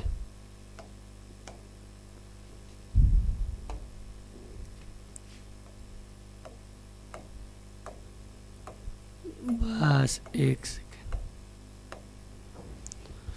ये लूप। अब ध्यान से आप देखिए, अगर लूप के किसी भी एक हिस्से को हम मैग्नीफाई करके देखें तो आपको लगेगा अरे तो स्ट्रेट है सर। जैसे अगर ये सर्कल है मान लेते हैं, अगर हम सर्कल को यहाँ से मिटा देते हैं, इतना हिस्सा बचा, और मिटा देते हैं बेटा, ये हिस्सा बचा और मिटा देते हैं, तो ये तो हमको एक स्ट्रेट लाइन जैसा मिल गया। तो आप इस स्ट्रेट लाइन को बनाए कि हम कहीं कहते कि ये सर्कल का पार्ट है तो आप मानते हैं? नहीं मानते। तो अब लेकिन अब दिखा दिया तो मान गए। तो ऐसे ही हम ये कह सकते हैं कि ये जो हमारा लूप है वो n नंबर्स ऑफ, n मतलब कुछ भी हो सकता है, n numbers of straight current carrying conductor से मिलके बना हुआ है। किससे मिलके बना है? n numbers of straight current carrying conductor. और इस लूप को बेटा हम लोग तुरंत बैटरी से कनेक्ट कर दे रहे हैं। पॉजिटिव नेगेटिव करंट ऐसे ही जाएगी और ऐसे ही वापस आ जाएगी। तो अब हमको कुछ नहीं करना है, इस और इस एंड पे हमको मैग्नेटिक फील्ड को देखना है। सबको पता है हम लोग को मैक्सवेल, इसीलिए हम लोग को मैक्सवेल पहले पढ़े हैं। तो मैक्सवेल साहब क्या कहे थे? अब इस वाले पे आते हैं। तो इस वाले पे आप बेसिक सा ये कुछ हमको दिख रहा है, एक स्ट्रेट कंडक्टर जिसमें करंट ऊपर, आपको पता है करंट ऊपर फील्ड डाउनवर्ड, और स्ट्रेट कंडक्टर में सर्कुलर नेचर की होती है, कॉन्सेंट्रिक सर्कल्स बनते हैं। तो बस आंख बंद कर करके फटाफट आप बनाएंगे, क्या होगी? सर्कुलर नेचर की होगी, कॉन्सेंट्रिक सर्कल्स होंगे। ठीक है। और अब इस एंड पे आइए, इस एंड पे भी वही बात, डाउनवर्ड एंड, और तो डाउनवर्ड पे क्लॉकवाइज। ये देखिए फटाफट हम लोगों ने बना दिया। अब डायरेक्शन की बात करें बेटा, तो देखिए अपवर्ड पे एंटी क्लॉकवाइज था, इधर अपवर्ड है तो ये एंटी क्लॉकवाइज हो गया, ये एंटी क्लॉकवाइज हो गया। और इधर डाउनवर्ड पे क्लॉकवाइज तो ये ऐसे हो गया ये। और क्या सिर्फ इतना ही बनेगा? ऐसा नहीं है, और भी बेटा फील्ड लाइंस होंगे और बड़े बड़े गोले बन रहे होंगे। देखिए और गोले बेटा ऐसे बन रहे होंगे। ये सब क्या है? ये सब एक लूप का फॉर्मेशन कर रहे होंगे। तो कितना आसान था। लेकिन अगर इसी डायग्राम को आप पहली बार देखेंगे, सर ये क्या बवाल चीज बना दिए, हमें तो समझ में ही नहीं आया। लेकिन कितना आसान है, कुछ मत करिए, हम अपने लूप को n number of infinitesimally small small conductor को मान लेंगे, और कंडक्टर में हम करंट का डायरेक्शन देखेंगे, मैग्नेटिक फील्ड बना लेंगे। कैसे? पिछले केस में हम लोग पढ़े हैं। ठीक है। तो अब खत्म हो गई बात। अब अगर इस पे हम लोगों को लिखना है हो कि सर इसके बारे में क्या लिखेंगे, तो लिखना हो बेटा तो कोई बड़ी चीज नहीं है। देखिए तुरंत लिख देंगे हम लोग। सबसे पहला बात तो वही है, जो मैग्नेटिक फील्ड होगा वो किस नेचर का होगा? सर्कुलर। देखिए थोड़ा शॉर्ट फॉर्म में लिखते हैं, magnetic field are circular in nature. किस नेचर का होगा? सर्कुलर नेचर का। दूसरा, magnetic field lines are concentric circles. क्या होंगे? कॉन्सेंट्रिक सर्कल्स होंगे। अब वो सेंटर पे लाई करेगा, ये वाला केस यहाँ पे नहीं होगा। अब देखिए कितना आसान, जो पहली दोनों टॉपिक वहाँ पे थी पॉइंट, वही पहला दोनों पॉइंट यहाँ पे भी है। फिर तीसरा पॉइंट भी सेम रहेगा भैया मेरे, B directly proportional to I. ये मैं बोला ना, जब तक मैग्नेटिज्म चले कोई भी टॉपिक आए सबसे पहले आंख बंद करके ये लिख दीजिए, क्योंकि ये तो होना ही है। दूसरा, B directly proportional to N. Sir ये एन नया क्या बवाल चीज ला दी है? एन है बेटा आपका number of turns of loop. अभी तो हम बस बेसिक एक गोला बनाए थे, हो सकता है भाई एक एंड पकड़ के हम जलेबी की तरह गोला बना दें। जलेबी की तरह गोला बना देंगे तो वहाँ पे करंट की इंटेंसिटी बढ़ जाएगी, और करंट बढ़ते ही क्या बढ़ जाएगा? मैग्नेटिक फील्ड बढ़ जाएगा तुरंत। सब एक दूसरे से सर रिलेटेड हैं। अगला, अब हम लोग मैक्सिमम मिनिमा देख लें। मैक्सिमम कहाँ पे होगी और मिनिमम कहाँ पे होगी? तो चलिए मैक्सिमम के लिए हम लोग देखते हैं। इधर देखिए बेटा, अगर हम लोग अपने डायग्राम पे हैं, ये है, ये हमारा डायग्राम। एज पे आपको दिख रहा है फील्ड लाइंस पास पास हैं, और ये जब लूप के सेंटर पे जा देखिए फील्ड लाइंस में डिस्टेंस ज़्यादा है। तो जहाँ पे फील्ड लाइंस पास पास होंगी वहाँ पे फील्ड ज़्यादा हो जाएगी। तो यहाँ पे देखिए कहाँ एज पे ज़्यादा हो जाएगी, मतलब केस जस्ट उल्टा हो गया। वहाँ पे जो मैक्सिमा था यहाँ पे मिनिमा हो गया, जो वहाँ पे मिनिमा था यहाँ पे क्या हो गया, मैक्सिमा हो गया। मतलब हम सीधा लिखेंगे B is maximum at edge of loop and B is minimum at centre of loop. Loop के सेंटर पे फील्ड मैक्सिमम और लूप के सेंटर पे लूप के सेंटर पे फील्ड मिनिमम और लूप के एज पे फील्ड मैक्सिमम। जस्ट अपोजिट है बेटा, तो डाउट में मत आइएगा। चीज़ों को अच्छी तरह से समझे रहेंगे, कभी डाउट क्रिएट नहीं होगी। तो ये भी क्लियर है बेटा, तो फटाक से इसका भी स्क्रीनशॉट लेंगे हम लोग। चलिए, इसका भी स्क्रीनशॉट हो गया, तो हम लोग आते हैं एक नए नियम पे। अब आप बोलेंगे सर तीसरा वाला, तो बेटा तीसरे वाले के पहले कोई नया नियम आया है, इसका मतलब है क्या कि इस नियम का इस्तेमाल उस केस में होना पक्की बात है कि होगा ही होगा। इसका नाम क्या है, क्लॉक फेस रूल। ठीक है, घड़ी का चेहरा का नियम बताएगा भाई। ठीक है, क्लॉक फेस रूल। ये क्या होता है बेटा, अब ये टेम्पररी मैग्नेट जो हमारे पास बन गया है, ठीक है, हाँ सर बन तो गया है, तो अब कोई बोला कि उसका पोल बताओ, तो उसका पोल बताने में इस रूल का यूज होता है। ठीक है, इसलिए इसका नाम क्या है, क्लॉक फेस रूल। मतलब ये क्या बताते हैं, पोल्स। ये क्यों यूज होता है, पोल बताने के लिए। अब कैसे, तो देखो कभी कभी सर्कुलर जो लूप है, ऐसे मान लीजिए जो कोई सर्कुलर लूप है, तो सर्कुलर लूप के अंदर अगर करंट क्लॉकवाइज डायरेक्शन में है, ध्यान दीजिएगा किसमें, क्लॉकवाइज डायरेक्शन में, तो वो जो फेस होगा वो उस सर्कुलर लूप का साउथ पोल होगा। क्लॉकवाइज पे साउथ पोल, एंटी क्लॉकवाइज पे नॉर्थ पोल। देखिए इन शॉर्ट लिख देते हैं, क्लॉकवाइज पे साउथ, एंटी क्लॉकवाइज पे नॉर्थ। दोनों जो हम रूल देखे, चाहे मैक्सवेल हो चाहे क्लॉक फेस रूल, उसका वन लाइनर हम आपको यहाँ पे लिख के दे दिए, पूरा रूल का नियम। तो देखिए क्या कहता है, if the current in the circular loop is in anti clockwise direction, ये then it behaves like a north pole. कैसे काम करेगा, नॉर्थ पोल की तरह काम करेगा। और if the current in the circular loop is in clockwise direction then it behaves like a south pole. कैसा काम करेगा सर, साउथ पोल की तरह काम करेगा। ठीक है, तो ये बेटा हमारे मैग्नेट की क्या बताता है, पोलैरिटी को एक्सप्लेन करता है। ठीक है, तो ठीक है, अगर क्लियर है सभी को तो फटाक से इसका भी स्क्रीनशॉट लीजिए क्लॉक फेस रूल का, फिर हम लोग आगे बढ़ते हैं। चलिए बेटा, अगर स्क्रीनशॉट हो गया तो हम लोग अब अपने तीसरे टाइप पे आते हैं, जिसका क्या नाम है, magnetic field due to current carrying solenoid. Solenoid अभी तक तो सर ठीक रहा, ये स्ट्रेट कंडक्टर और लूप ये सब तो समझ में आ गया क्या होता है, लेकिन ये सोलेनॉइड क्या होता है।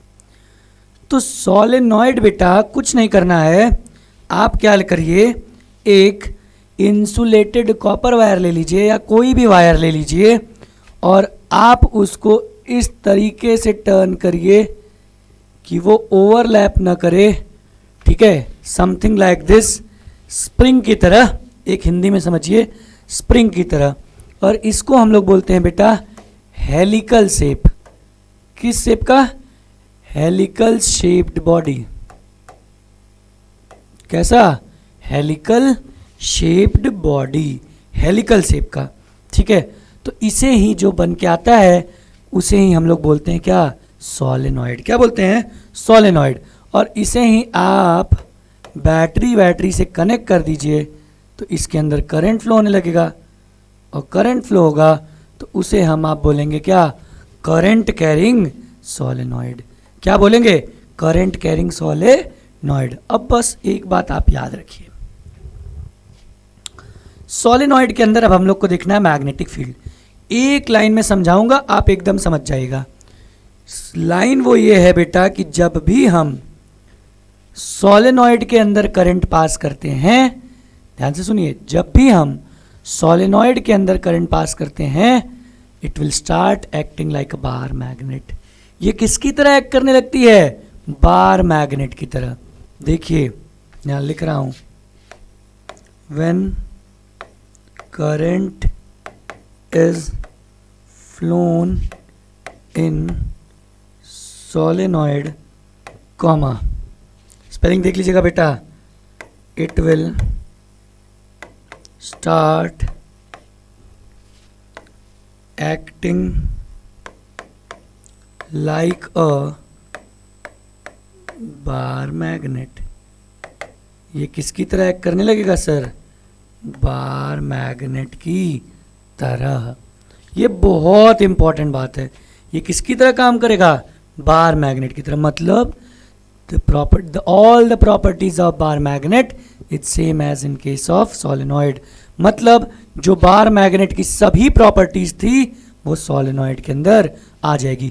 अब क्या क्या प्रॉपर्टी याद रखिए? नॉर्थ से निकलेगी, साउथ को जाएगी, क्लोज एंड कंटिन्यूअस कर्व बनाएगी, नेवर इंटरसेक्ट ईच अदर करेगी, पोल्स पे डेंस होगी। ठीक है, तो अब तो ये देखिए, अब हम सर ये फिर वही बात, पोल्स, यहाँ पोल कैसे पता चलेगा? उसी लिए अभी हम लोग पढ़े हैं क्या? Clock face rule. Clock face rule क्या कहते हैं? देखिए ये करंट है, ऐसे चली, यहाँ गई। अब देखिए इसमें करंट ये ऐसे ऐसे, मतलब ये क्लॉकवाइज जा रही है, तो क्लॉकवाइज जाएगी, तो क्लॉक फेस रूल याद करिए। क्लॉकवाइज पे क्या होगा? South pole. ये क्या हो जाएगा? ये हो जाएगा साउथ पोल। और ये साउथ है तो ऑटोमेटिकली ये कौन सा पोल हो जाएगा? नॉर्थ पोल हो जाएगा। इस तरीके से बेटा क्लॉक फेस रूल की हेल्प से हम किसी सर्कुलर बॉडी में क्या निकालते हैं? पोलैरिटी निकालते हैं। तो अब तुरंत प्रॉपर्टी हमको डायग्राम, और तुरंत हम लोग को क्या बनाना है? Field lines. तो ये देखिए, नॉर्थ से निकलेगी और साउथ को जाएगी। ये बेटा गलती हो गई हमसे ना, ये हो ही नहीं सकता, इंटरसेक्ट नहीं कर सकती है। ये बात हम लोगों को याद रखना है। ठीक है, मैग्नेटिक फील्ड लाइंस एक दूसरे को इंटरसेक्ट नहीं कर सकती है एट एनी कॉस्ट, किसी भी कीमत पर। ठीक है, और अब आपको पता है नॉर्थ से निकल रही है तो ऐसे इसका डायरेक्शन हो जाएगा। ठीक है, बात खत्म। यही डायग्राम यहाँ पे बनाया हुआ है और ये आपको दिख रहा हो तो ये पोलैरिटी ये भी बताया है, ये साउथ पोलैरिटी पे होगा। किस पोलैरिटी पे? साउथ। और ये होगा कहाँ? नॉर्थ। क्यों? क्योंकि ये भी बैटरी के टर्मिनल सेम है जैसे हमारे बैटरी का टर्मिनल है। अब इसका मतलब हम इसकी पोलैरिटी को भी बदल सकते हैं। हाँ बिल्कुल। कैसे? हम करंट की डायरेक्शन को चेंज कर दें। करंट की पोलैरिटी को चेंज करते ही मैग्नेट की भी पोलैरिटी चेंज हो जाएगी। कितनी अच्छी बात है। ठीक है, अब इसकी डिपेंडेंसी देखिए। तो डिपेंडेंसी में सबसे पहली बात, B directly proportional to I, ये होगा ही होगा। दूसरा, B inversely B directly proportional to N, number of turns of the coil, ये भी होगा ही होगा। और एक बेटा, B inversely proportional to air gaps. ये एयर गैप्स पता है क्या है? ये जितने जितने ये गैप्स हैं, अगर ये गैप्स बढ़ाएंगे तो मैग्नेटिक फील्ड थोड़ा घटेगा। ये बात याद रखिएगा, हम गैप्स बढ़ाएंगे तो मैग्नेटिक फील्ड थोड़ा कम होगा। ठीक है, तो ये डिपेंडेंसी है। तो आप अब सर ये पूरा हौच पौच कर दिए, तो इसको हम समराइज करते हैं।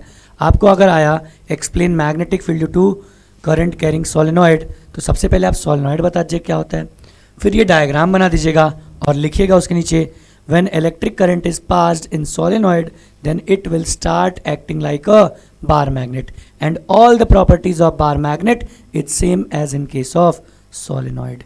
सभी बार मैग्नेट की प्रॉपर्टी जो होती है वही सेम होगी। कहाँ पे? सोलेनॉइड में। डिपेंडेंसी बता दीजिएगा, डायरेक्टली प्रोपोर्शनल होगा करंट के, नंबर ऑफ टर्न्स के, और इन्वर्सली प्रोपोर्शनल होगा कहाँ? एयर गैप्स के। ठीक है, दैट्स इट, इतना ही है ये किसके बारे में, सोलेनॉइड के बारे में। देखिए बेटा फिर मैं बोलता हूँ, आपका एग्ज़ाम एकदम आपके सर पे है, मेहनत करना शुरू करिए। ठीक है, हम मेहनत करना शुरू करते हैं ना तो हम दूसरे से compete करने लगते हैं।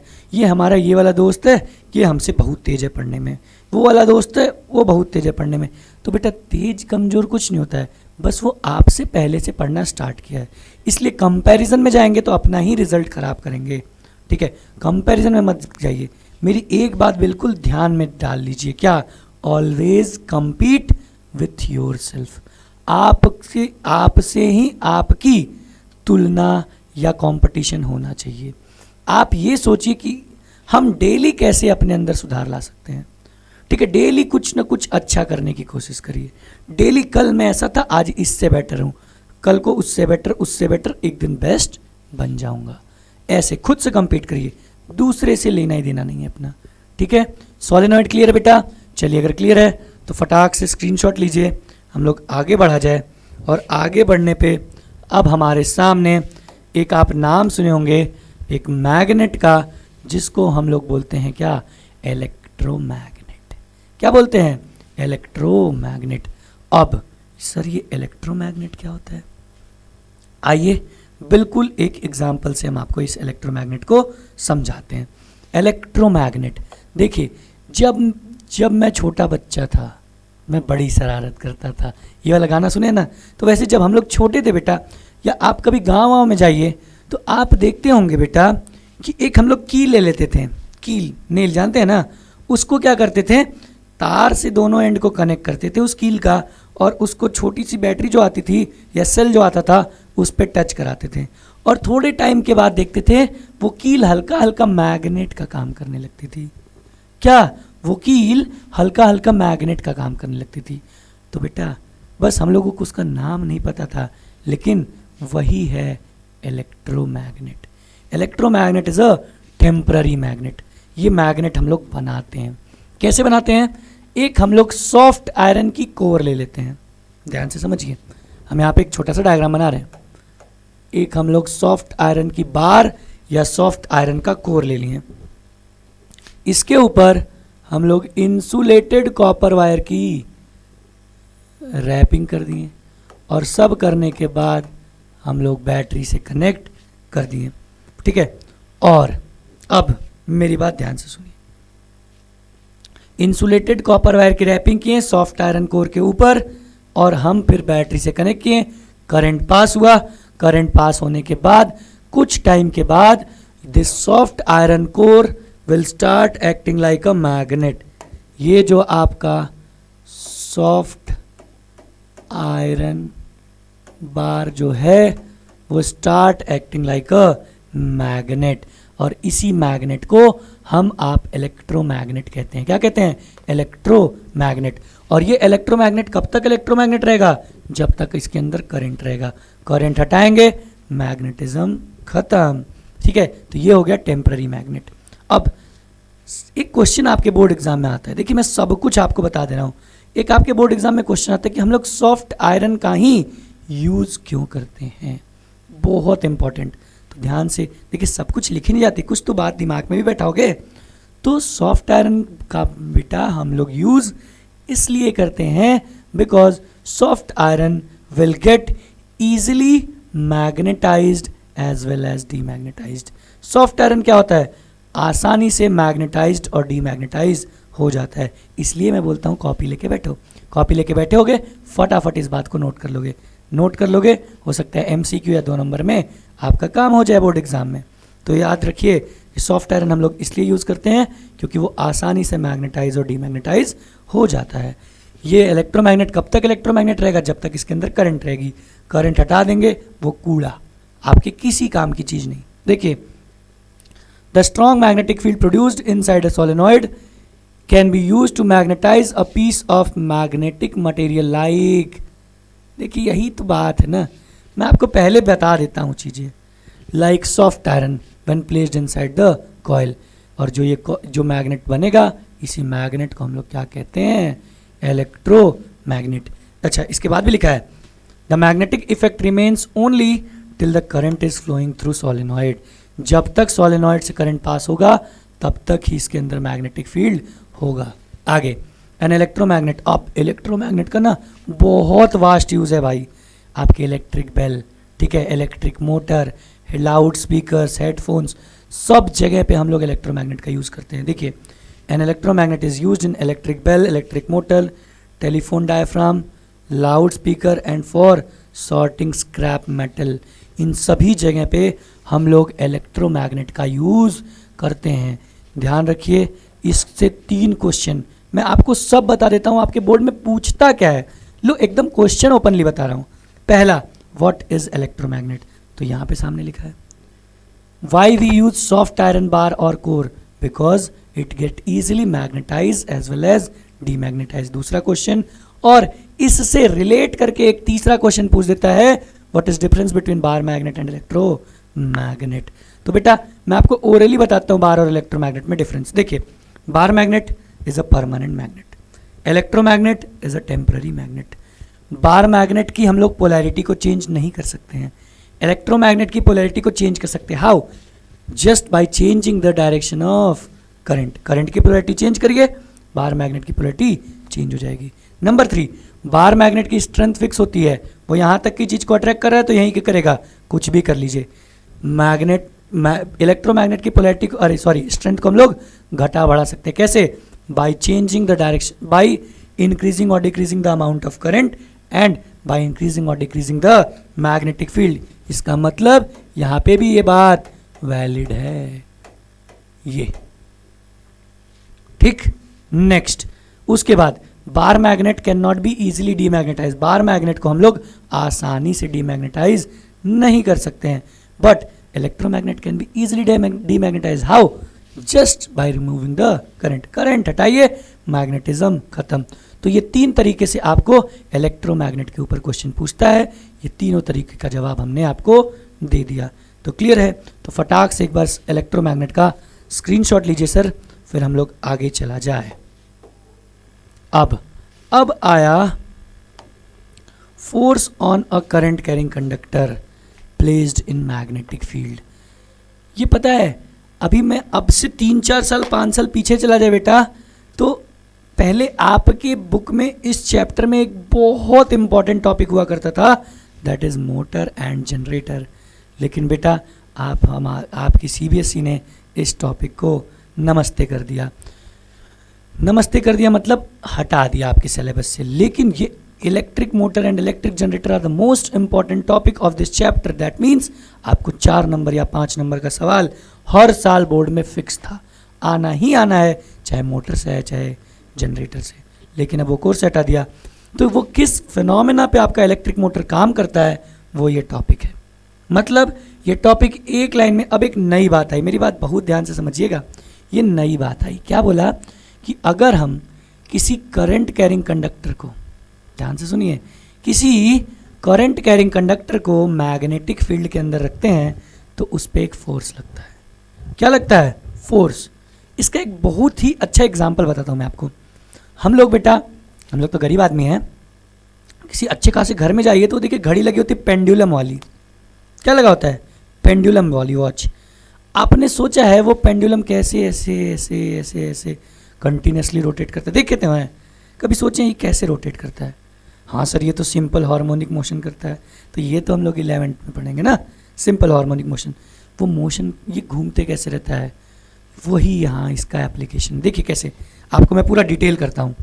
होता क्या है बेटा, आपको पता है आपकी वॉच के अंदर या क्लॉक के अंदर मैग्नेट होते हैं। क्या होते हैं? मैग्नेट। अब मैग्नेट है तो उसके चारों तरफ क्या होगा? Magnetic field. ठीक। अब जो बेटा ये पेंडुलम है आपका, इसको हम तार से कनेक्ट किए रहते हैं, और जैसे ही सेल लगाते हैं तो ये इसमें इस तार से इसके थ्रू भी करंट जाता है, पेंडुलम में करंट जाती है। तो करंट गई तो वो क्या बन जाता है? Current carrying conductor. और वो कनेक्ट ऐसा होता है कि वो उस मैग्नेट के मैग्नेटिक फील्ड में आए। तो मैग्नेटिक फील्ड में जैसे ही वो आता है, ठीक है, उस पर एक फोर्स लगता है। तो ये यही तो बात कहता है, ठीक है। क्या कहता है कि when a current carrying conductor is placed in magnetic field it experience a force. वो क्या एक्सपीरियंस करेगा? फोर्स। एंड वो फोर्स इतना होगा कि अगर बॉडी फ्री है किसी एक्सिस के अलॉन्ग तो वो मूव करना स्टार्ट कर देगी। तो वही बेटा पेंडुलम पे फोर्स लगता है और वो इधर को आती है।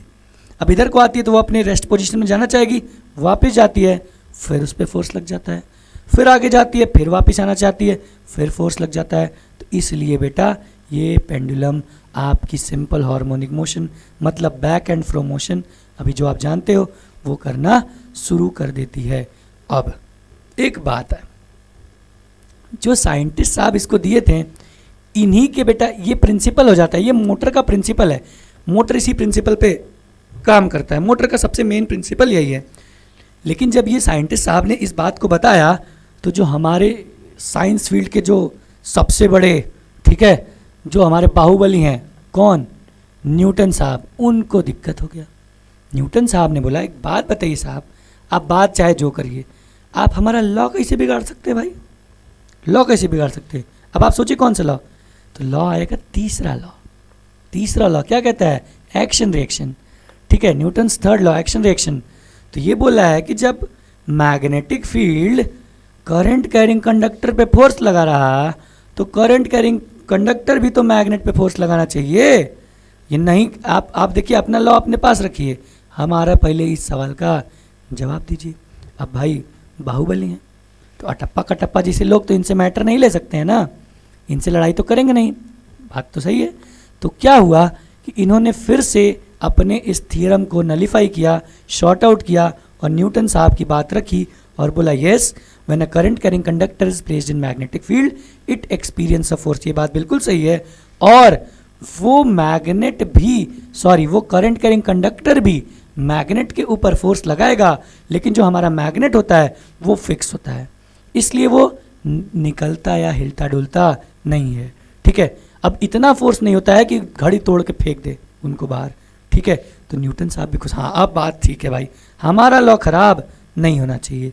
तो यही है एक छोटा सा बात, क्या कि जब भी किसी करंट कैरिंग कंडक्टर को हम मैग्नेटिक फील्ड में रखते हैं तो उस पर एक फोर्स लगता है, ठीक है, जो बॉडी को मूव कराने के लिए सफिशिएंट होता है, अगर वो मूव करने के लिए फ्री है तो। अब इस फोर्स का एक फॉर्मूला आता है बेटा जो आपके कोर्स में नहीं है, फिर भी मैं आपको बता देता हूँ, इधर देखिए, that is F equals to IBL sine theta, यही फॉर्मूला है, F equal to IBL sine theta. What is I? Intensity of current, B is magnetic field, L is length of conductor, sine theta, ठीक है। Sine theta क्या है, वो conductor और magnetic field के बीच में क्या है, एंगल। अब ध्यान दीजिए, ट्रिग्नोमेट्री पढ़ें आप, जैसे बेटा ये दोनों आपस में पैरेलल हो जाएंगे, क्या हो जाएंगे, पैरेलल, कौन, करंट और मैग्नेटिक फील्ड। जैसे ही करंट और मैग्नेटिक फील्ड पैरेलल हुए एंगल जीरो, और एंगल जीरो होगा तो साइन जीरो जीरो होता है, फोर्स जीरो हो जाएगा, मतलब फोर्स इक्वल टू जीरो कब, जब B is parallel to I और फोर्स इज मैक्सिमम। मैक्सिमम कब होगा, जब थीटा मैक्स, मतलब जब साइन थीटा मैक्सिमम हो, और साइन थीटा मैक्सिमम कितना हो सकता है, 1 हो सकता है, या बात ट्रिग्नोमेट्री में पढ़े हैं। तो साइन थीटा 1 कब होगा, जब ये दोनों परपेंडिकुलर हो जाएं, तो परपेंडिकुलर मतलब B परपेंडिकुलर टू I, ये बात याद रखिए। ये इस फॉर्मूले से ही आता है, आपको इधर लिखा होगा, लेकिन कैसे आता है मैं आपको समझा दिया।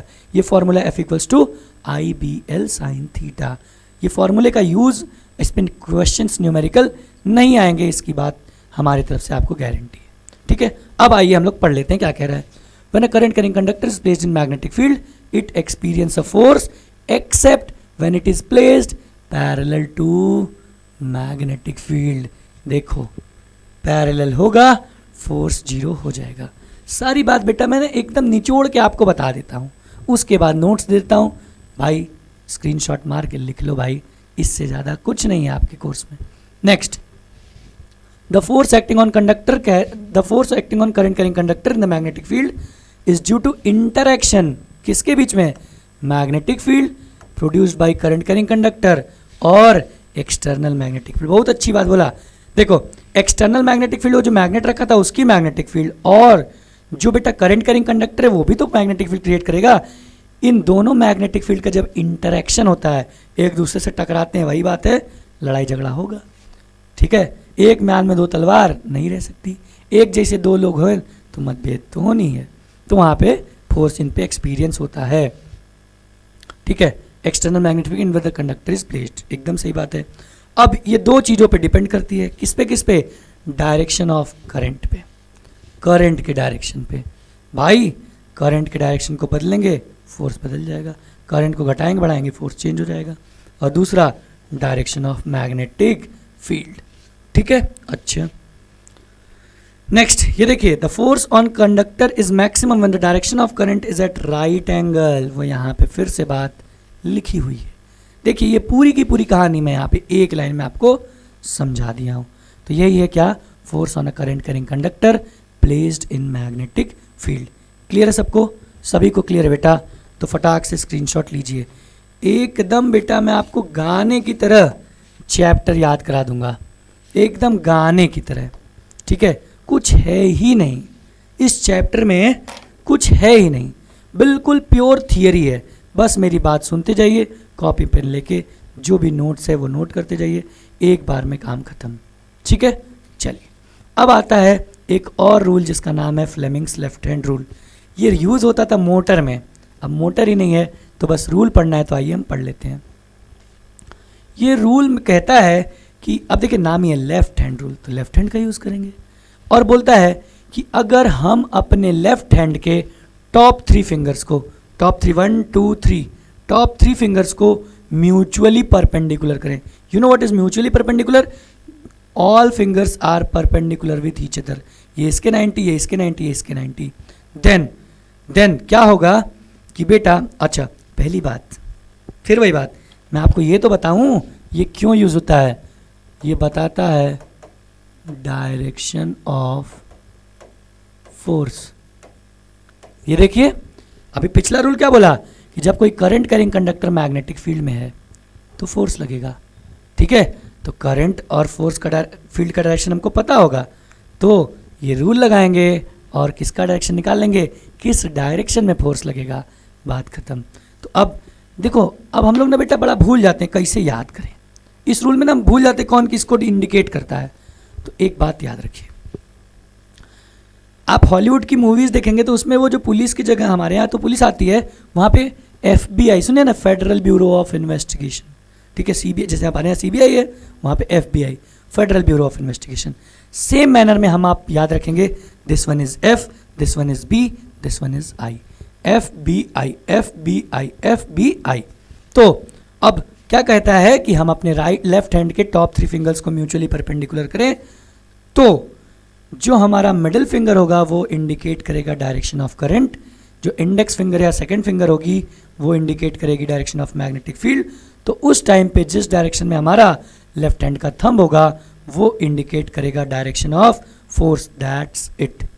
बस यही बात ये फ्लेमिंग का रूल कहता है। आइए देखिए, the direction of force which act on a current carrying conductor placed in magnetic field is given by Fleming left hand rule. अब ये क्या कहता है, it states that if the thumb, forefinger this one, thumb this one, middle finger this one, of left hand are stretched mutually perpendicular to each other such that forefinger जो है वो external field की तरफ है, middle finger जो है वो current की तरफ है, तो जिधर हमारा thumb point करेगा वो डायरेक्शन होगी किसकी, फोर्स की। किस पे, जो एक्ट कर रहा है कहाँ पे, कंडक्टर के ऊपर। बस यही बात कहता है हमारा फ्लेमिंग का लेफ्ट हैंड रूल। अच्छा एक नोट है छोटा सा, देख लीजिए, device that use current carrying conductor and magnetic field are. ये जो यूज़ करता है कौन कौन है, मोटर में generator, loud speaker, microphone and measuring instrument. जो इलेक्ट्रिक जनरेटर में ना वो राइट हैंड रूल यूज़ होता है, फ्लेमिंग का राइट हैंड रूल सेम है, और बस राइट हैंड यूज़ करेंगे। मोटर में लेफ्ट हैंड यूज़ करेंगे, लेकिन बेटा मोटर जनरेटर है ही नहीं तो हमको लेफ्ट हैंड रूल है, आप पढ़ लीजिए। समझ आ गई बात? चलिए समझ में आ गई तो फटाक से इसका स्क्रीनशॉट रखिए, आगे बढ़ा जाए हम लोग। अब हाँ भाई, अब आ गया डायरेक्ट करंट। ठीक है, अब हम लोग आ गए करंट के टाइप पे, AC DC। हाँ, जोर का झटका हाय जोरों से लगा। AC और DC ये दो करंट के बारे में हमें पढ़ना है, alternating current as well as direct current. अब डायरेक्ट करंट क्या होता है? नाम में खतरनाक, खतरा, ठीक है। डीसी मतलब खतरा। तो चलिए, डीसी क्या कहता है?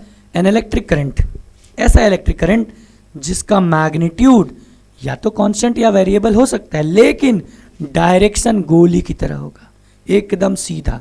देखिए, an electric current whose magnitude is either constant or variable but direction remain same. इसका डायरेक्शन कभी चेंज नहीं होता है, कभी भी डीसी का डायरेक्शन चेंज नहीं होगा।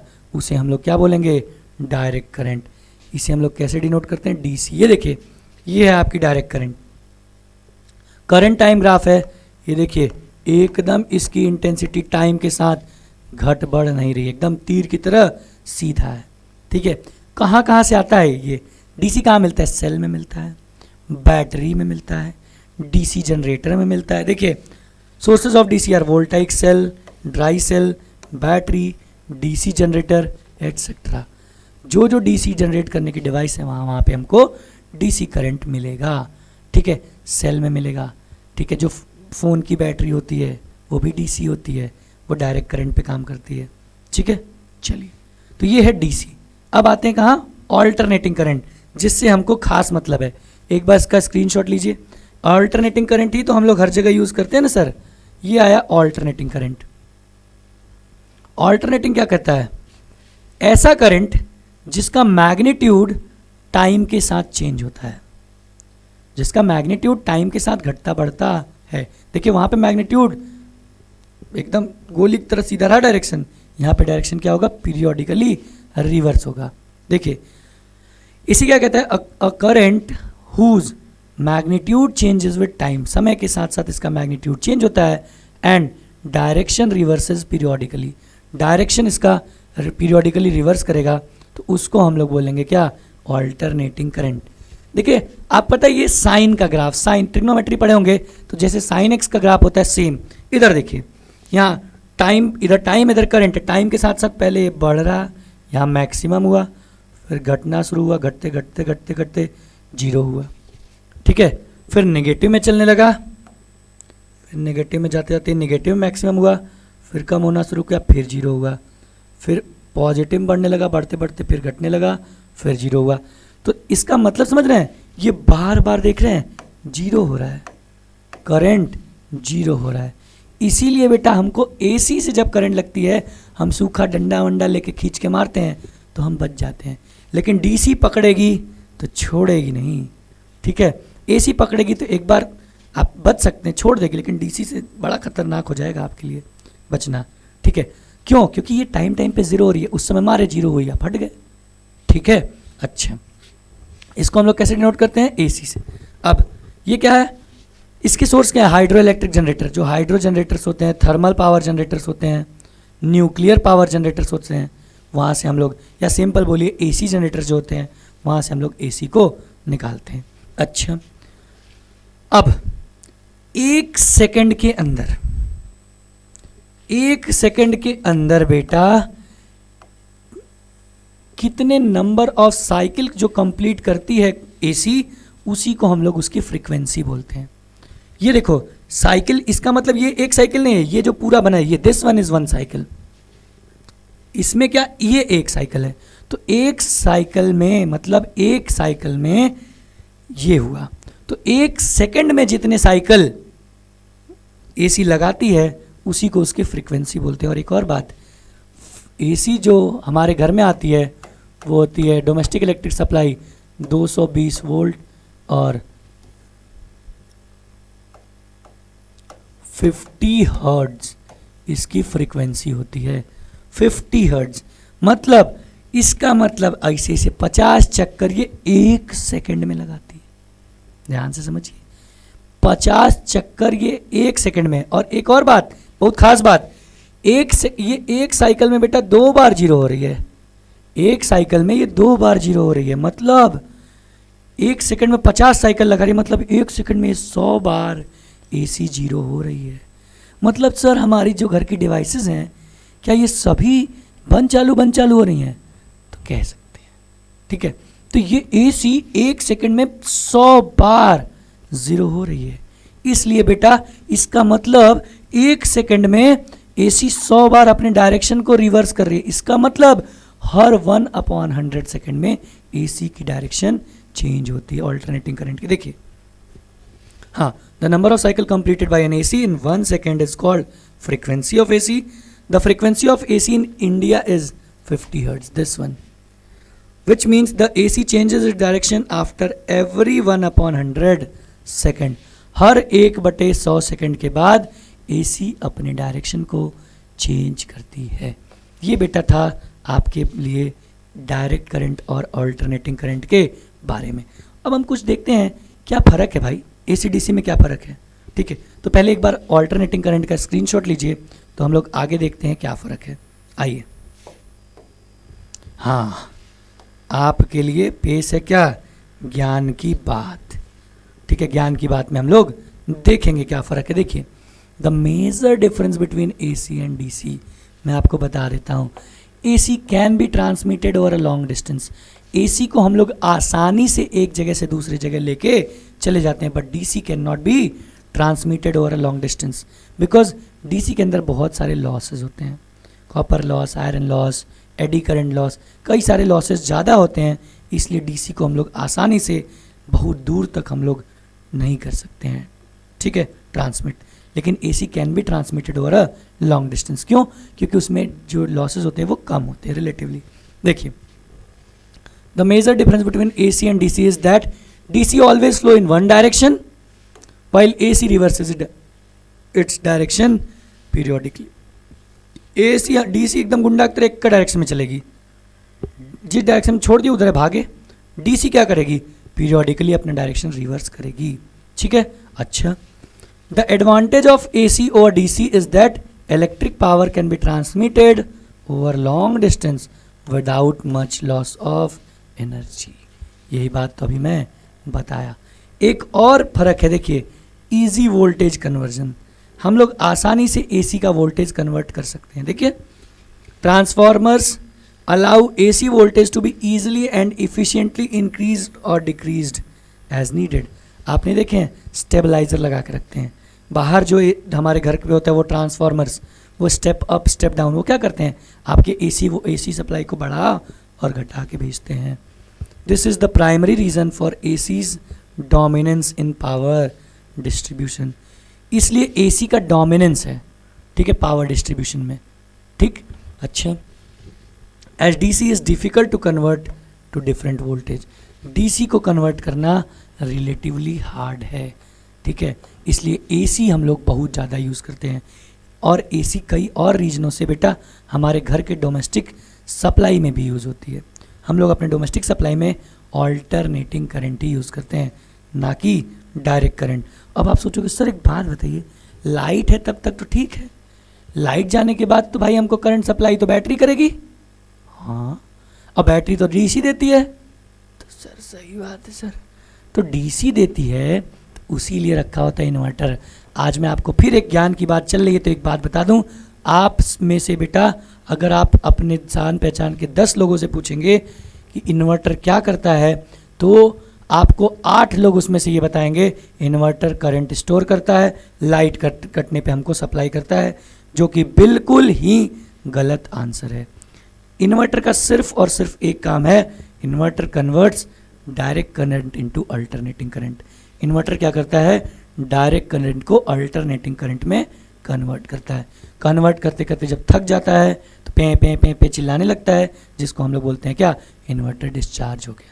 ठीक है, तो याद रखिएगा, अब मत भूलिएगा, ज्ञान की बात चल रही थी तो मैं बता दिया क्या, inverter converts direct current into alternating current. Inverter क्या करेगा, DC टू AC। अब फिर वही, अरे यार आप डीप लेके चल रहे हैं बहुत चैप्टर को, थोड़ी आगे की चीज़ें हैं। चलिए एक और बात बता दूं, अब आप फिर सोच रहे होगे कि सर तो DC को AC में चेंज कर रहा है और इन्वर्टर, तो AC को DC में भी तो कोई चेंज करता होगा। तो भाई अब आप सोचिए कि DC कहाँ यूज़ होती है, मोबाइल में, क्योंकि भाई डायरेक्ट करंट की वाली बैटरी है वो, तो उसको AC तो चार्ज कर नहीं पाएगी। तो उसके लिए जो डिवाइस लगता है उसको हम लोग बोलते हैं रेक्टिफायर। क्या बोलते हैं? रेक्टिफायर। ये क्या करेगा? एसी को डीसी में चेंज करेगा। ठीक, ये कहाँ लगा होता है? सबसे आपके लिए बेसिक एग्जाम्पल है फ़ोन का चार्जर का जो एडाप्टर होता है वहाँ लगा होता है। ठीक है, तो ये ज्ञान की बातें चल रही थी, तो उसमें ये भी ज्ञान मैंने आपको बताया, इसका भी स्क्रीनशॉट लीजिए तो हम लोग आगे बढ़ें। बहुत इंपॉर्टेंट ये ज्ञान की बातें हैं बेटा। चलिए आगे आते हैं। अब आगे आता है बेटा हमारा डोमेस्टिक इलेक्ट्रिक सर्किट, घरेलू कनेक्शन है ये जो बिजली वाले भैया आते हैं आपके घर में, नया नया जब आप अपना सुंदर सुंदर घर बनवाते हो तो जो उसका इलेक्ट्रिसिटी डिस्ट्रीब्यूशन करते हैं, ये वही बात है। ये बिजली वाले भैया हम आए हैं आपके लिए, और आपके घर में कैसे कैसे इलेक्ट्रिसिटी डिस्ट्रीब्यूट होती है ये हम आपको बताएंगे। तो आइए पहले इस पूरे के पूरे डायग्राम से आपको पूरा डोमेस्टिक इलेक्ट्रिक सर्किट समझा देते हैं, उसके बाद नोट्स के लिए आगे तो लिखा ही होगा। ठीक है, चलिए तो ये है हमारा घरेलू कनेक्शन। देखिए क्या होता है। सबसे पहले मेन बाहर से लाइट आती है, करंट आता है। करंट आता है तो सबसे पहले जाता है हमारे इलेक्ट्रिसिटी बोर्ड फ्यूज़ में। ठीक है, अब वहाँ से हम लोग बेटा वायरिंग करना स्टार्ट करते हैं। 3 वायर लेते हैं मेनली। ठीक है, एक क्या होता है? अर्थ वायर, दूसरा लाइव वायर, तीसरा न्यूट्रल वायर।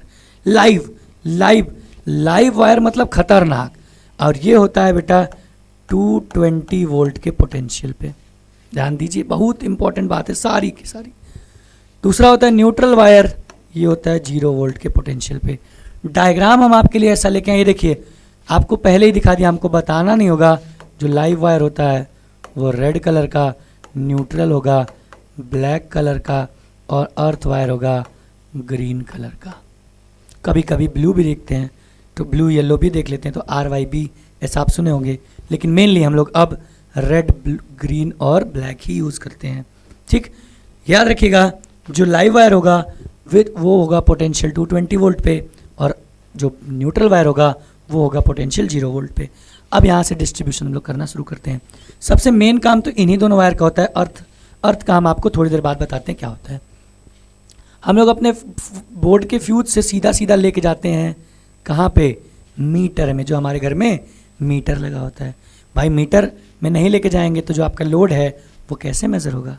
बिजली का बिल भी तो भरना है ना भाई, गवर्नमेंट फ्री में तो बिजली आपको देगी नहीं, तो उसको भी तो आपको बिजली वो दे रही है तो पैसे तो दोगे ना आप, तो वो सीधा जाता है मीटर में। अब मीटर में जाता है, और मीटर में जाने के बाद सबसे मेन जगह जाता है जिसको हम आप बोलते हैं क्या? Distribution box. इन सब जगह हम लोग अपने अर्थ वायर को नहीं लेके जाते हैं। अर्थ वायर वहाँ लेके जाएंगे जहाँ पे अर्थ का काम होगा। क्या काम होगा अर्थ का, मैं अभी बताता हूँ आपको। देखिए डिस्ट्रीब्यूशन बॉक्स पे ले गए। अब डिस्ट्रीब्यूशन बॉक्स नाम ही है, यहाँ से बिजली डिस्ट्रीब्यूट होगी आपके घर के अलग अलग हिस्सों में। यहाँ से हम लोग डिस्ट्रीब्यूशन बॉक्स से 2 टाइप का कनेक्शन लेके जाते हैं। एक जाता है हमारा 5 एम्पियर कनेक्शन, और एक जाता है 15 ampere connection.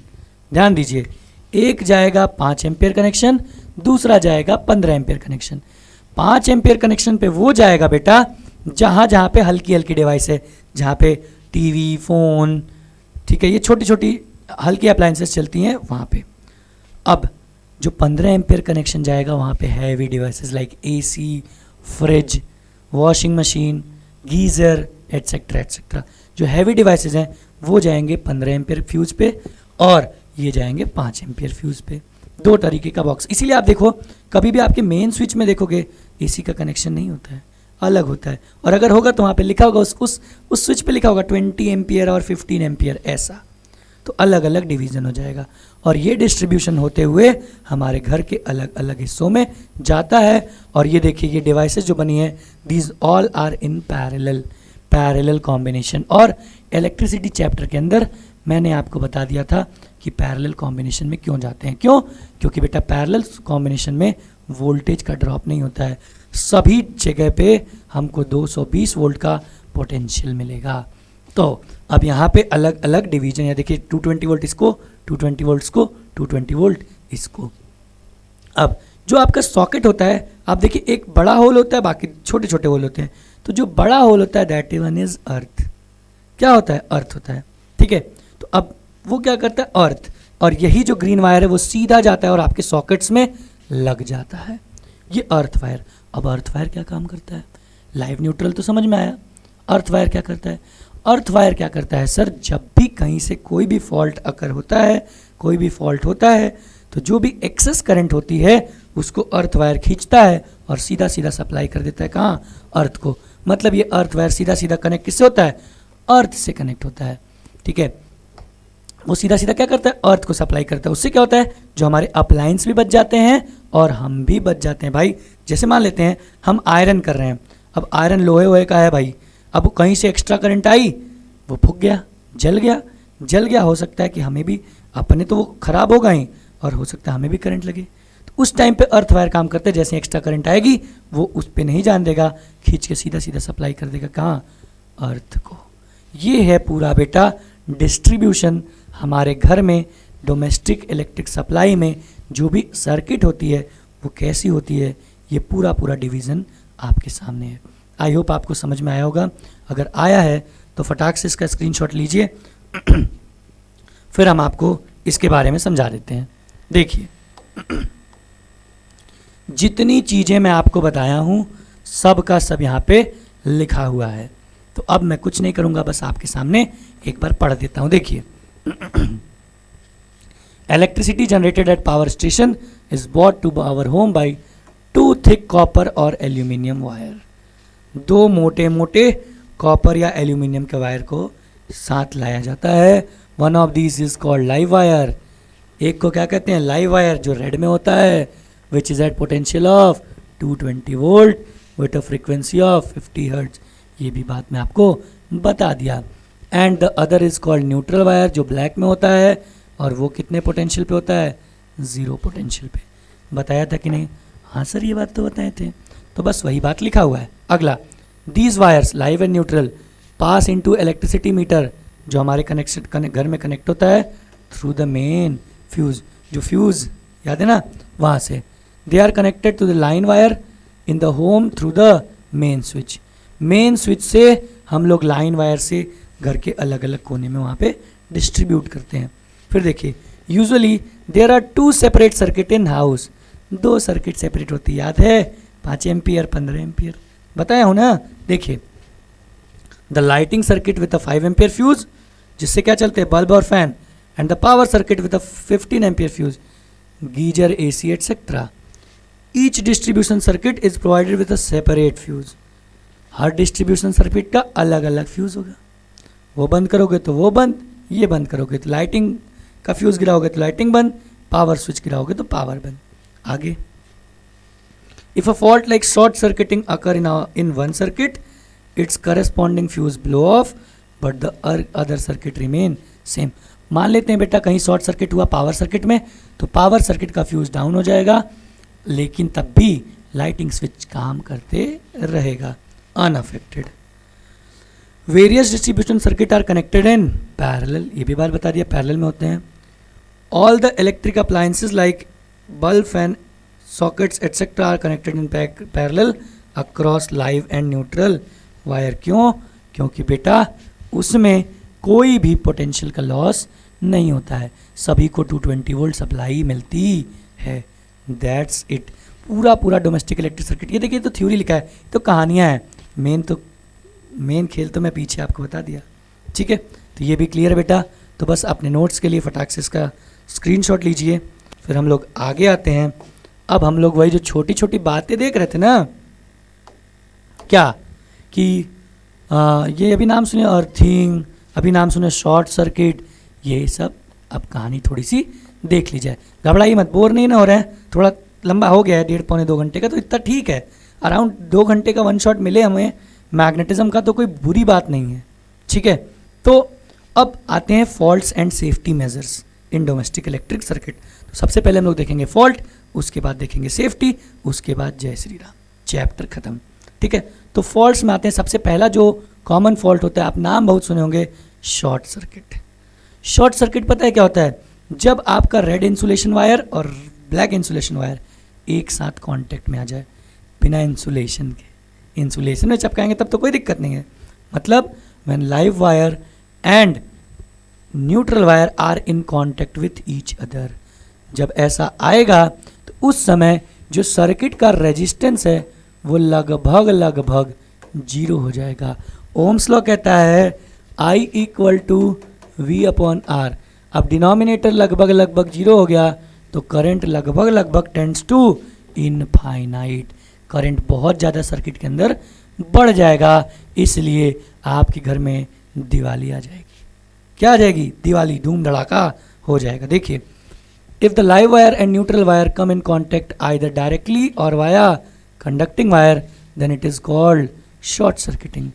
In this case जो बताया हूँ ये भी तो जरूरी है, resistance of circuit is almost zero, लगभग क्या हो जाएगा?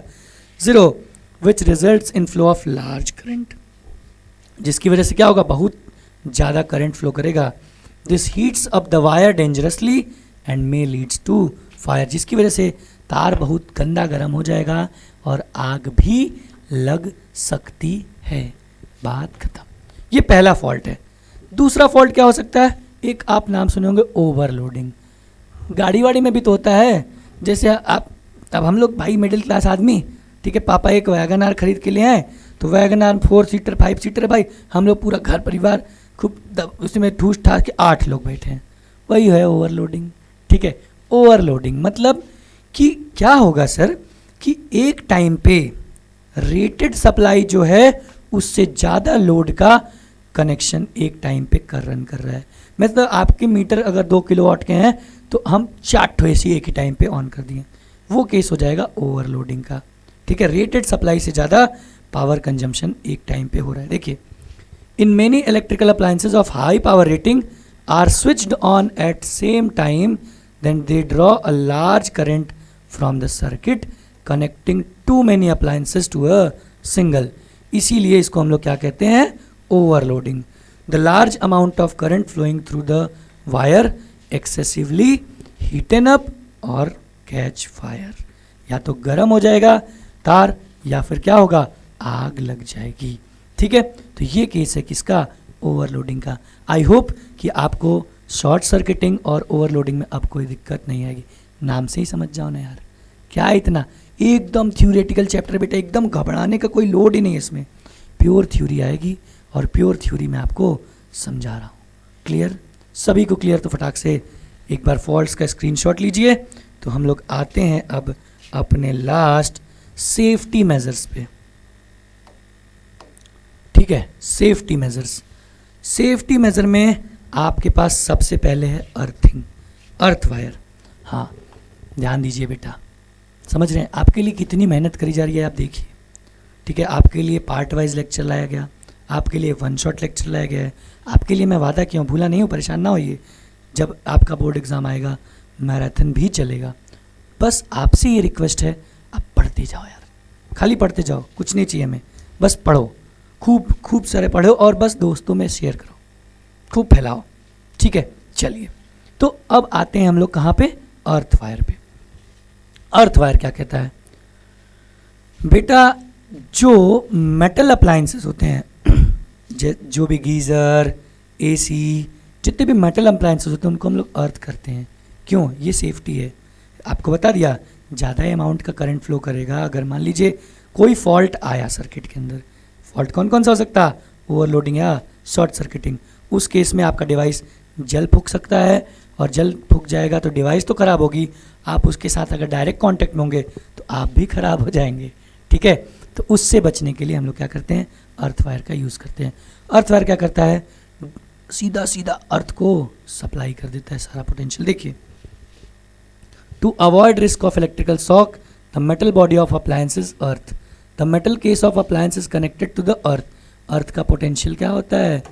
जीरो। सब ले लेगा, दे दो। By means of metal wire called earth wire, जो किसमें होता है? ग्रीन इंसुलेशन कवर में, जो पीछे डोमेस्टिक इलेक्ट्रिक सर्किट में मैंने आपको बताया। One end of metal wire is buried to the earth. हम आपको बोलते ना, एक हिस्सा हम लोग कहाँ गाड़ देंगे? अर्थ में। It provides the low resistance conducting path. ये क्या करेगा? लो रेजिस्टेंस पाथ प्रोवाइड करेगा। जैसे ही करंट ज़्यादा होगी, लो रेजिस्टेंस पाथ से फटाक से अर्थ में। ठीक है, for current in case of leakage of current, जैसे ही करंट लीक होगा तुरंत चला जाएगा अर्थ में। देखिए the appliances are connected to the earth by using a top pin of 3 pin plug. 3 pin plug में टॉप पिन वो गोला सबसे बड़ा वाला, that one is earth. Okay, earthing save us from electrical shocks. Earthing हमको बिजली के झटकों से बचाती है। ठीक, ये पहला सेफ्टी मेजर हुआ। अब आते हैं हम लोग कहाँ, फ्यूज़ पे। फ्यूज़, आप देखियोगे घर में बेटा फ्यूज़ लगा होता है हर कमरे में। हम फ्यूज़ निकालते हैं, उस सर्किट के करंट गायब हो जाती है। ध्यान दीजिए, सबसे पहले फ्यूज़, जैसे मान लीजिए हमारे घर की ये डिवाइस है 1 2 3, तो यहाँ पे हम लोग क्या लगा देते हैं, फ्यूज़। ध्यान दीजिए, मतलब फ्यूज़ जो भी होगा वो हमेशा सर्किट में सीरीज में कनेक्ट होगा। किस में कनेक्ट होगा, देखिए छोटी छोटी बात और बड़ा बड़ा इम्पैक्ट, किस में कनेक्ट होगा, सीरीज में। अब फिर वही बात है, मान लीजिए कोई फॉल्ट हुआ, फ्यूज़ क्या होता है भाई, एक पतली सी तार होती है, हम उनके बीच में कनेक्ट कर देते हैं। तो जैसे ही कोई फॉल्ट हुआ, ओवरलोडिंग या शॉर्ट सर्किटिंग, करंट बढ़ी, एक्सेस करंट आई सर्किट में, वो तुरंत, अब सबको फ्यूज़ वायर से होके इन तीनों लोग में जाना है। मान लीजिए फैन, टीवी, कूलर जो भी लगा है, ये फ्यूज़ से होके जाना है। तो फ्यूज़ जैसे ही जाएगी एक्सेस करंट, वो फ्यूज़ मेल्ट हो जाएगा। ठीक है, फ्यूज़ क्या हो जाएगा, मेल्ट हो जाएगा। और मेल्ट हो जाएगा तो यहाँ पे सर्किट जो है वो ओपन हो जाएगी। ओपन हो जाएगी तो आगे करंट ही नहीं जाएगी, और आगे करंट ही नहीं जाएगी तो हमारी ये अप्लायंसेस ख़राब नहीं होंगे। अप्लायंसेस ख़राब नहीं होंगे, फिर हम क्या करेंगे भाई, ये तार ये पतला सा तार है भाई, 1 आधे रुपए का आएगा, फिर से जोड़ दीजिए, लगाइए, फिर सर्किट क्लोज, फिर करंट फ्लो करने लगेगी। इसे ही हम आप बोलते हैं क्या, फ्यूज़। देखिए, it is a safety device. It is a thin wire made of tin and lead. Tin और लेड का अलॉय होता है ये, having low melting point around 200 degree centigrade. इसका मेल्टिंग पॉइंट कम होता है, कितना होता है, लगभग 200 degree centigrade. It is use to prevent the possible damage caused by overloading and short circuiting. कैसे, by stopping the flow of current. वो करंट के फ्लो को ही बढ़ा रोक देगा भाई, वहाँ जाने नहीं देगा। ठीक है, the Joule's heating that takes place in the fuse melt it. जैसे ही वही जूल्स लॉ ऑफ हीटिंग वहाँ लगेगा, करंट को आगे जाने नहीं देगा, it will convert into heat. Heat से वो तार जल जाएगा, करंट आगे बढ़ा ही नहीं, बात खत्म। Which breaks the electric circuit, और नहीं खुल जाएगा यहाँ पे, सर्किट ओपन हो जाएगी, बात खत्म। यही कहानी है फ्यूज़ की, और बेटा यही कहानी है इस चैप्टर की। पूरा का पूरा चैप्टर एकदम हम एकदम लाइन बाय लाइन आपको समझा दिए। इससे ज़्यादा सर इस चैप्टर से कुछ नहीं। 5-6 नंबर की थ्योरी इस चैप्टर से आनी ही आनी है। हम लोग साइंस को झूठ में ही हार्ड पकड़ते हैं बेटा, हार्ड है नहीं। थोड़ा सा बस दिमाग से हम काम करें तब। हम इलेक्ट्रिसिटी ही पहले लेके बैठ जाते हैं, इलेक्ट्रिसिटी ठीक है थोड़ा सा ट्रिकी है, माइंड यूज़ करता है, ये तो एकदम थ्योरी है। उठाइए, लाइट एकदम आसान है भाई, उसका न्यूमेरिकल है, और खाली एलसीएम निकालना है साइन कन्वेंशन लगा के। तो जो इंपॉर्टेंट चीज़ है, जो अच्छी चीज़ है, जो ज़रूरी चीज़ है, जो आसान चीज़ है, पहले हम उसको कवर अप करेंगे तो हमारा कॉन्फिडेंस बूस्ट होगा। अब हमको लगने लगा अरे हमको तो आ रहा है, तब हम लोग जाएंगे इलेक्ट्रिसिटी पे। प्रोसेस होता है भाई, हर चीज़ का एक प्रोसेस है। ठीक है, तो अगर ये भी क्लियर है तो फटाक से इसका स्क्रीनशॉट लीजिए बेटा। ठीक है, तो बेटा दैट्स ऑल आज के लिए, बस इतना ही। इस पूरे मैग्नेटिज्म चैप्टर में बस इतना ही। आई होप कि आपको ये पूरा लेक्चर मैग्नेटिज्म का समझ में आया होगा, और आप उतना ही प्यार देंगे इस लेक्चर को जितना बाकी लेक्चर्स को आप प्यार देते हैं। और आपकी जो भी क्वेरीज होंगी, जो भी डाउट्स होंगे, उम्मीद करते हैं कि आप हमें कमेंट बॉक्स में बताएंगे। और ये लेक्चर आपको कैसा लगा, इससे भी हमें कमेंट बॉक्स में ज़रूर रिव्यू करिएगा, अच्छा या ख़राब। जैसे अगर आपको नहीं ठीक लग रहा है, कोई चेंज चाहते हो, आप वो भी बताइए। अच्छा लग रहा है वो भी बताइए, मोटिवेशन मिलेगी सर हमें भी। ठीक है, तो बिल्कुल अपना ख्याल रखिए, स्वस्थ रहिए, मस्त रहिए। मिलते हैं अगले लेक्चर में, तब तक के लिए जय हिंद।